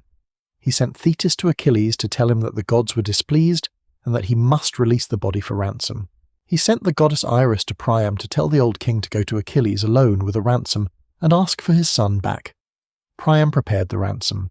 He went to his treasure chamber and he brought out robes and bronze cauldrons and golden cups, 12 of everything, 12 robes and 12 plain mantles, and 12 blankets, and 12 white cloaks, and 12 fine tunics, and gold weighed out to the value of 10 talents, and 2 bright tripods, and 4 cauldrons, and a goblet of surpassing beauty that men of Thrace had given him when he went among them on an embassy. He spared nothing. He prepared a ransom worthy of a prince. And then old King Priam, king of Troy, father of 50 sons, a man who had been ruling his city since before most of the Greek commanders were born, hitched his mule-drawn wagon and set out across the Trojan plain in the dark to cross the lines and go to the hut of the man who had killed his son. This is, I want to be direct about this, one of the bravest single acts in the entire Iliad. Priam was old. He was in enemy territory. He was going to ask a favour of a man in the deepest phase of his grief, a man who had just spent 11 days desecrating his son's body, a man who had specifically said he would not accept any ransom for Hector. He was going alone, carrying treasure in the dark through a camp of enemy soldiers. The god Hermes met him on the way, in the form of a young man, and guided him past the Greek sentries and through the camp to Achilles' hut without being seen. This divine assistance does not diminish the bravery of the act. Priam didn't know Hermes would come. He set out anyway. Achilles was in his hut with 2 companions when Priam entered, and Priam, the king of Troy, crossed the floor of his enemy's shelter and took Achilles' hands in his own and kissed them. He kissed the hands that had killed his son, and he spoke. He asked Achilles to think of his own father, old Peleus, who was growing old at home, with no son beside him because Achilles was here at Troy. He said that his own situation was worse even than Peleus's, because he had had 50 sons, the best of them killed in battle one by one, and the one who was his greatest defence, who guarded Troy and all its people, Hector, had just been killed by Achilles. He said he had done what no man on earth had ever done. He had gone to the man who killed his child and kissed those hands, Homer says that the Priam's words stirred in Achilles a longing to weep for his own father. He took the old man's hands gently in his own and pushed them away. And they both wept. Priam wept for Hector. Achilles wept for Patroclus and for his father. They wept together in the hut, two men on opposite sides of a war that had taken everything from both of them, and the weeping was genuine and mutual, and neither of them was performing anything. When they had had enough of weeping, Achilles looked at Priam. He said he was a wonderful old man, that he had endured so much and could still come here. He agreed to release Hector's body.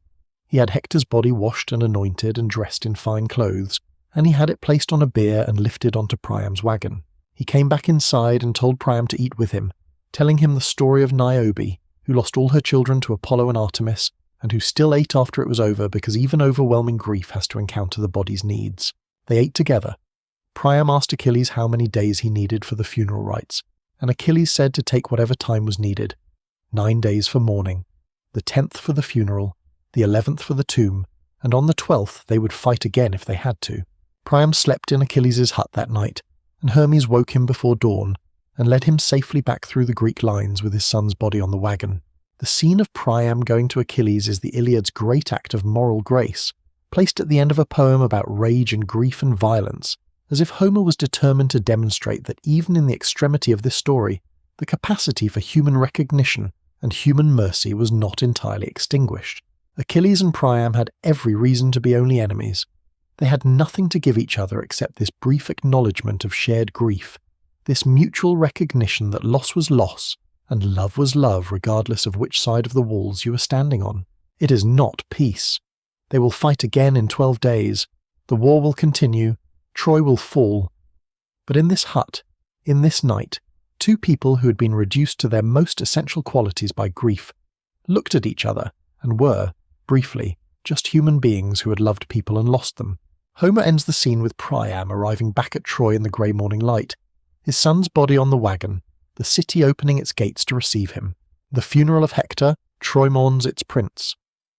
The 9 days of mourning that Achilles had granted were observed in Troy with the full weight of a city grieving its defender.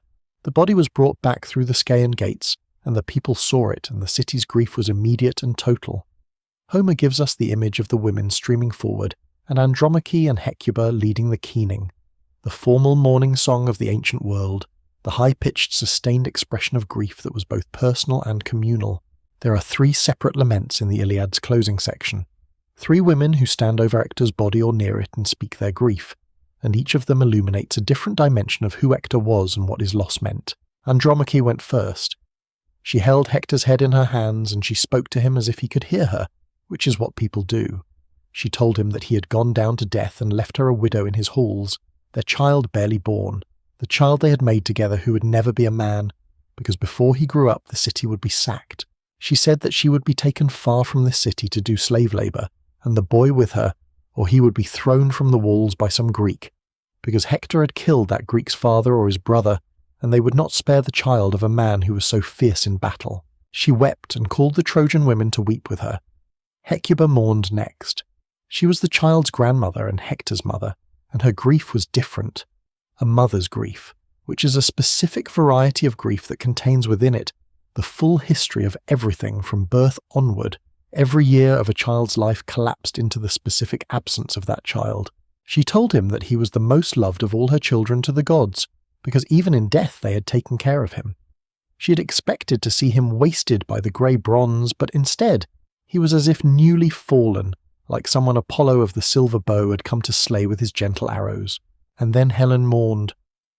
This is one of the surprises of the Iliad's ending, and one of its quiet masterstrokes.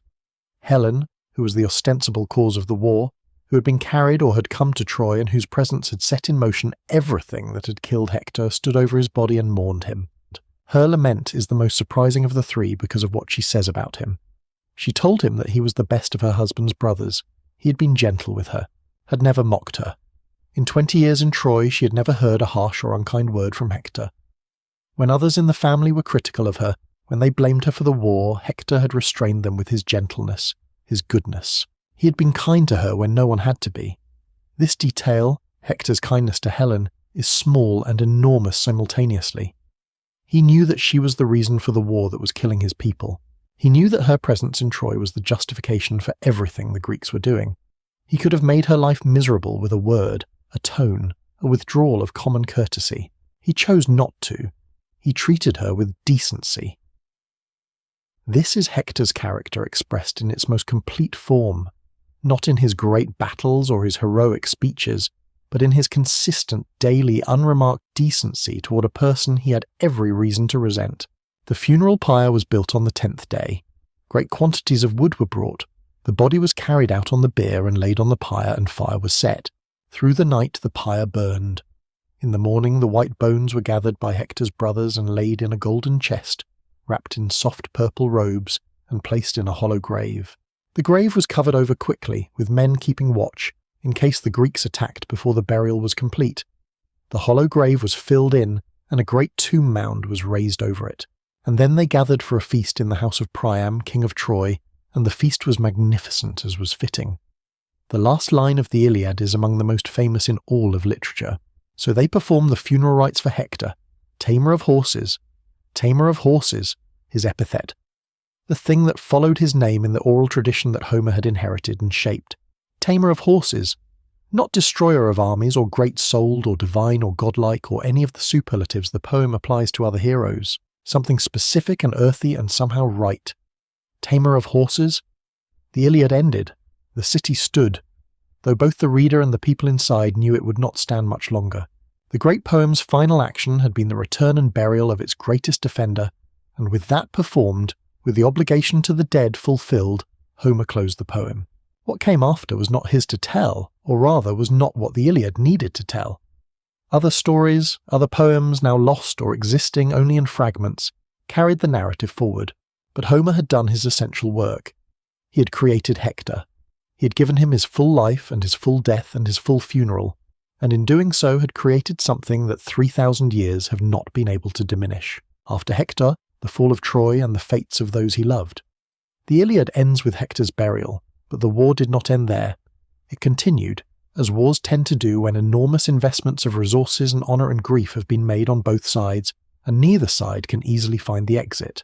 What happened after the Iliad in the broader tradition of the Trojan War cycle is a sequence of events that confirms everything Hector feared and everything he died trying to prevent. Achilles, true to the prophecy of dying Hector, was killed not long after. The tradition is clear on this. Paris, with Apollo's guidance, shot an arrow that found Achilles' one vulnerable point, his heel, the one place his divine mother Thetis had not protected when she dipped him as an infant into the river Styx. The story of the heel is not actually in Homer's Iliad, but is part of the broader mythological tradition, and it gave Achilles his death in a way that had a certain appropriateness to it.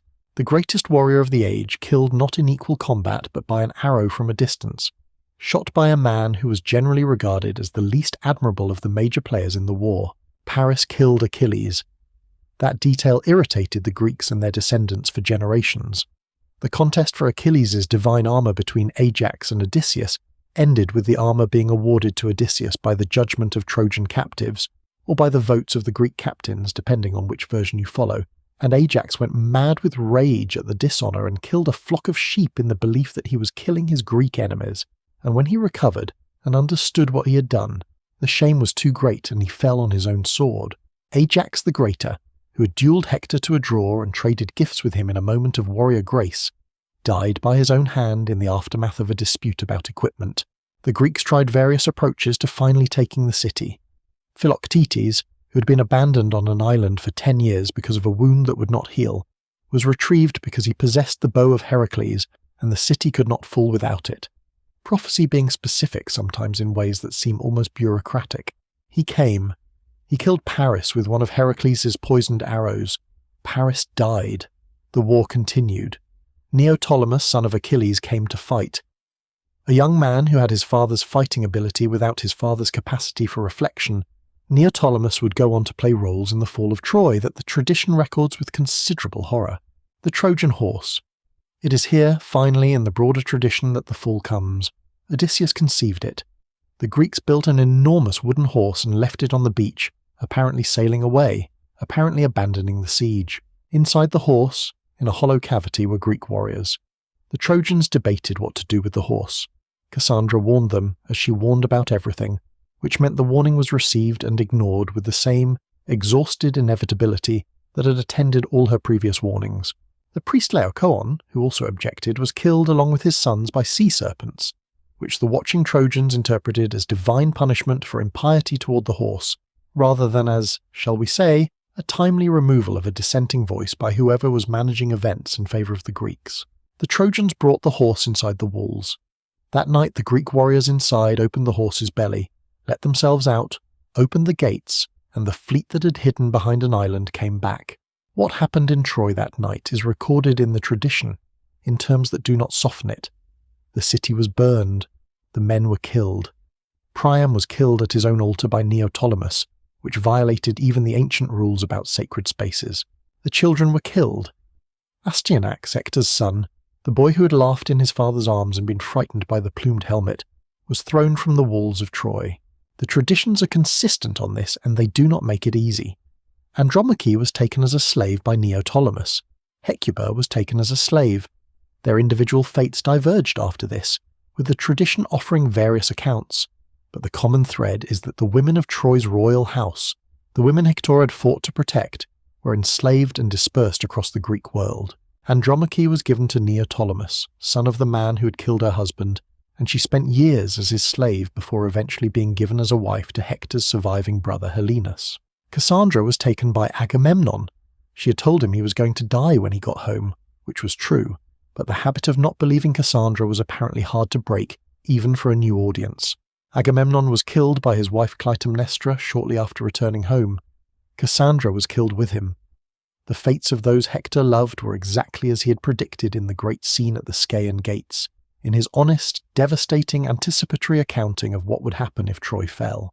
He had named it. He had said the words. He had looked at the future and described it clearly and without euphemism. Andromache would be taken by a Greek soldier and made to weave in a strange house and draw water from a foreign spring, and some passerby would see her weeping and say that was the wife of Hector, who was the best of the horse-taming Trojans. It happened. Not in the exact form he described, but close enough that his prophecy reads as accuracy rather than imagination. Everything Hector died for was lost. The walls he defended fell. The people he loved were enslaved or killed.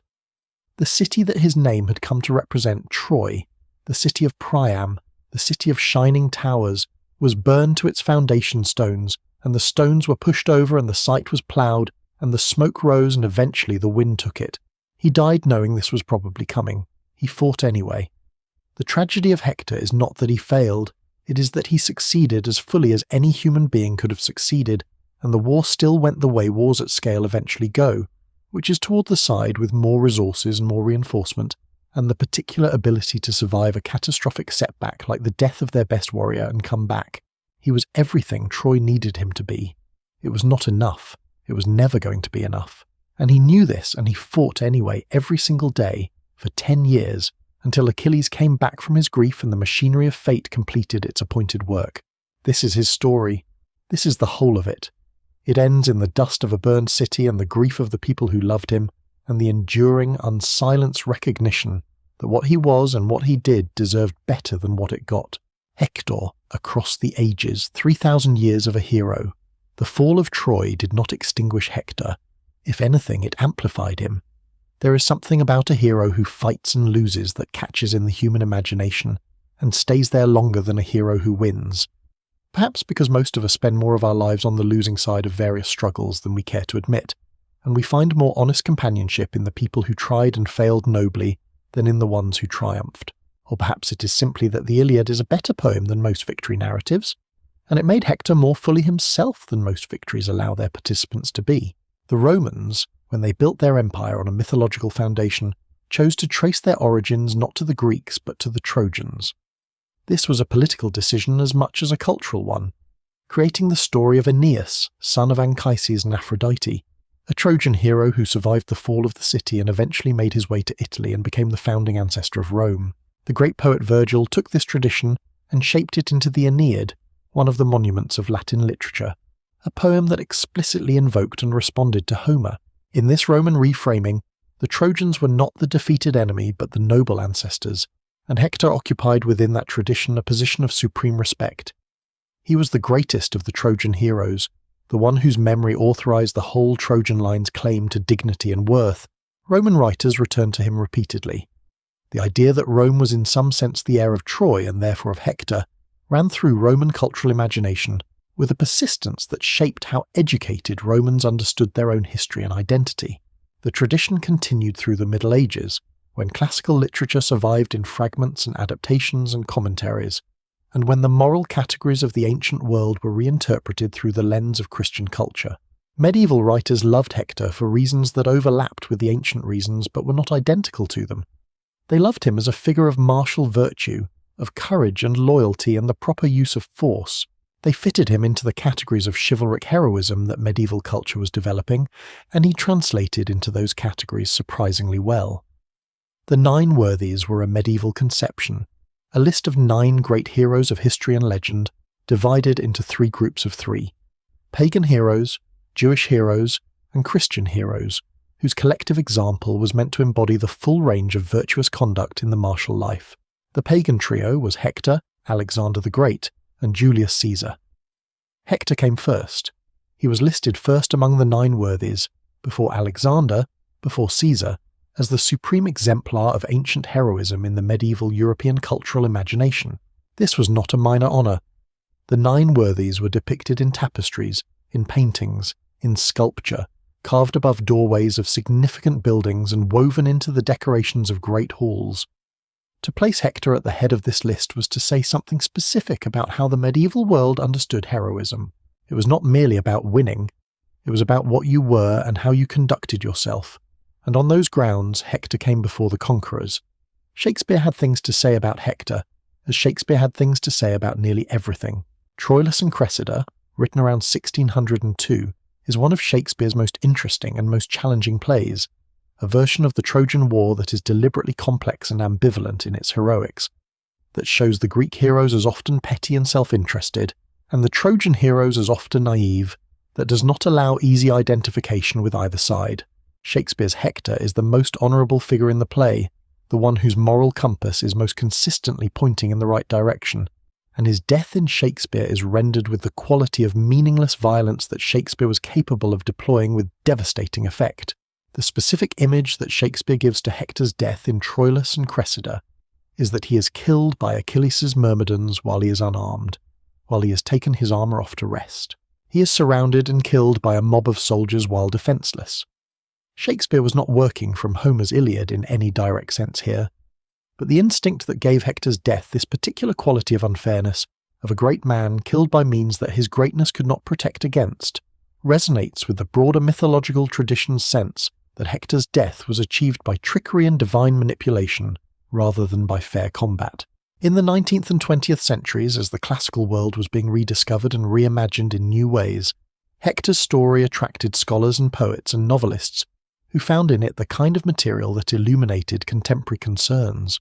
The development of classical scholarship as a serious academic discipline produced increasingly nuanced readings of the Iliad that paid more attention to Hector's significance within the poem, recognizing that the Trojan perspective was not merely a counterpoint to the Greek narrative, but an equally serious and equally realized vision of what the war meant.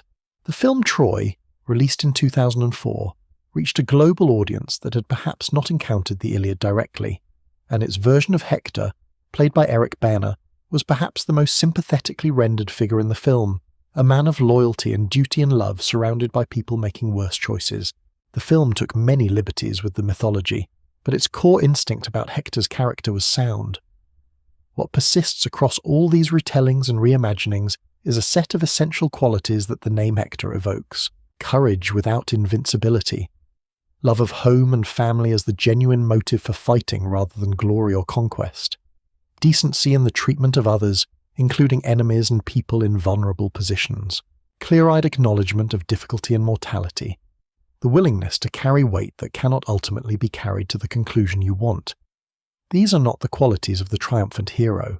They are the qualities of the person who does the best that a person can do, and who is beaten not by any failure of character or will or skill, but by the simple arithmetic of overwhelming force and divine decision. 3,000 years of readers have recognized this person.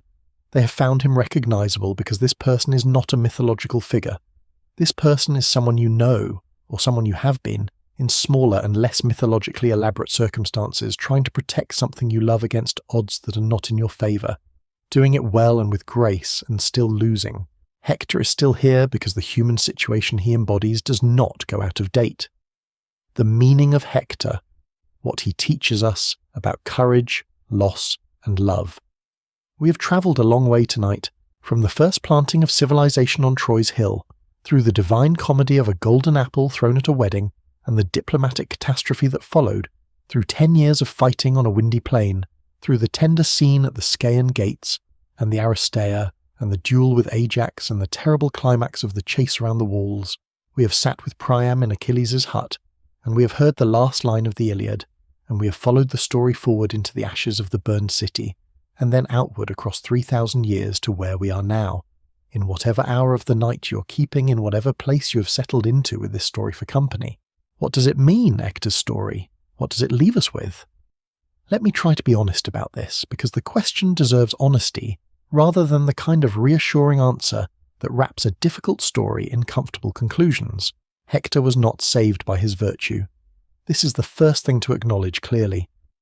The ancient world had a complex relationship with the idea that good conduct was rewarded and bad conduct punished in any reliable or immediate way. The gods in the Iliad do not operate on the principle of justice as we would define it. They have preferences and they have favourites, and they intervene on behalf of those favourites with no particular concern for whether that intervention is merited. The Trojans suffered the fall of their city in large part because a contest between goddesses about beauty went to the goddess of love, who then delivered on her bribe to a young man who had not thought through the consequences of accepting it. Hector's goodness did not protect him. His love did not save those he loved. His courage did not prevent the outcome he feared. This is the part of his story that is uncomfortable if you want mythology to provide comfort, and the part of his story that is most powerfully true if you want mythology to provide something more valuable than comfort, which is contact with reality. The reality is that the world does not reliably reward virtue. The reality is that good people lose. The reality is that you can do everything right, with full knowledge of the stakes, with complete commitment of your capacities, with genuine love for the people depending on you, and the outcome can still be the one you were trying to prevent. This is not a popular message, but it is an honest one, and Hector's story carries it without flinching. What Hector's story does offer, in place of the false comfort of guaranteed reward, is something more durable and more practical. It offers the argument that how you conduct yourself in the face of circumstances you cannot control is itself the thing that matters, not because it changes the outcome, but because it determines what you are. Because the version of yourself that fights with courage and love and decency is a better version to be than the alternative, regardless of what the outcome is. Because the people you love deserve your full effort even when you cannot guarantee results. Because there is a kind of integrity available to human beings that does not depend on winning. This is, if you want to give it a name, something very close to the Stoic position, though it predates Stoicism by several centuries in its mythological form. The Stoics argued that virtue was the only true good, that external outcomes were not in your control and therefore not the proper measure of a life well lived, that what you could control was the quality of your own will and your own conduct, and that this was sufficient, that it was in fact everything. Hector did not have a philosophy book. He had a family and a city and a war and a clear sense of who he was.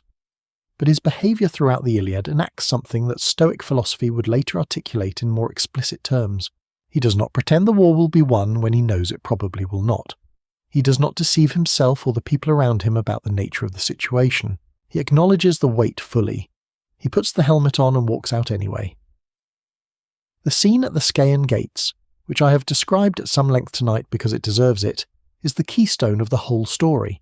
Not because it changes anything, because it does not. The war continues and eventually takes its appointed course.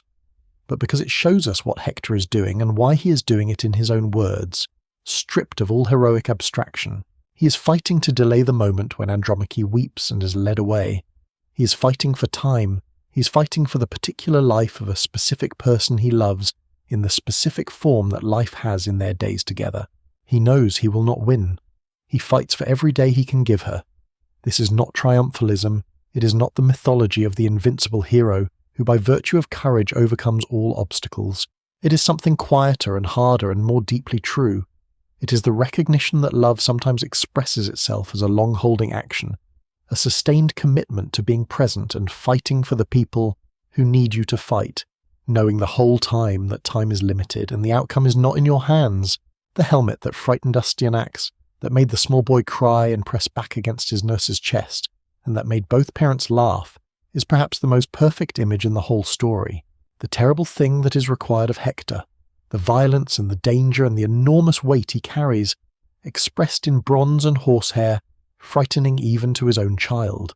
And then the father who takes it off and sets it on the ground so that his son will not be afraid, and holds the child and bounces him and prays aloud for his future, and hands him back laughing, and then picks the helmet back up and puts it on. The helmet goes back on. It has to. He knows it has to. But for the length of a child's laughter in his father's arms, it was on the ground. There is something about Hector's story that speaks very directly to a particular human experience. The experience of being the person who carries something for others, who bears a weight that others depend on you to bear, not because you are the strongest or the most blessed or the most protected, but simply because the situation has made you the one who is there and they are yours and you love them. Parents know this feeling. Teachers sometimes know it. Nurses and soldiers and firefighters know it. Anyone who has ever stood between something threatening and someone who needed protecting knows it. The weight is real. The outcome is not guaranteed. The love is the reason. Hector carried Troy on his shoulders knowing it was going to fall. He carried it with grace and with courage and with enough humanity to take the helmet off for his son's laughter, to treat Helen with kindness when no one was watching, to acknowledge his fear while moving through it anyway, to die fighting not for glory but for the specific warmth of his own house and the people inside it. He was not a god. He was not invincible. He did not have divine ancestry that made him more than mortal, though he was capable enough that his enemies suspected there must be a god in the house somewhere. He was a man, fully mortal, fully aware of his mortality, fully committed to the obligations his life had given him. He was, in the end, the best of them, not the strongest, not the most favoured, not the one the prophecies pointed toward as the agent of great events, just the best, the most fully himself, the most completely human in the exact sense that the word human, at its best and deepest, is meant to convey. The Iliad ends with his burial and the great tomb they built for him on the plain. That tomb is a metaphor now, because the actual site of Troy has been excavated and re-excavated and debated for 2 centuries, and the tomb of Hector, if it was ever there, is not something we can point to. But the metaphorical tomb exists everywhere the Iliad is read, in every language it has been translated into, in every classroom where a student reads the scene at the Scaean gates, and feels something in the chest that is too large for a comfortable description. So they performed the funeral rites for Hector, tamer of horses. That was Homer's last word on him. After everything, after the Scaean gates, and the helmet on the ground, and the laughter and the chase around the walls, and the dying prophecy and the desecration, and Priam's hands in Achilles' hands and the returning body at dawn, after all of it. Tamer of horses, something specific, something earthy, something that belongs to life rather than to legend. Not the destroyer of armies, not the saviour of Troy, because he did not save it. Not the greatest warrior who ever lived, because he was not. Just the man who tamed the horses, the man who did the daily work of the life he had been given, and did it with everything he had. It is enough. It is more than enough. It is in fact everything. Tonight's journey through the story of Hector of Troy reaches its quiet end here, in the place where Homer left him, in the place where everything he was has been named and honoured and set down gently. If you are still awake, let the story settle the way things settle when they are true, not dramatically, not with a resolution that wraps everything neatly, but with the specific gravity of something that has been honestly told. The story of Hector is not a story with a happy ending, but it is a story with a true ending, which is rarer and more valuable than happy. Let your breathing slow now. The plain of Troy is very far away and very long ago. The fires are out. The walls are dust. The people who loved each other in that place are long past any suffering. What remains is the telling of it. What remains is this: a man who loved his family, who fought for them with everything he had, who took the helmet off for his son's laughter and put it back on and walked to the gate, who was, in the old words, tamer of horses. Let that be the last thought as the night deepens around you, that somewhere in the archive of human experience, in the place where all the true stories are kept, there is a man named Hector standing outside the walls of his city in the morning light, and for a moment, just for a moment before everything begins. The plain is quiet, and the wind off the Aegean is cool, and he is simply himself, in the world he was given, doing what that world asked of him, and it was enough. Rest now. The story is told. The night is quiet. Sleep.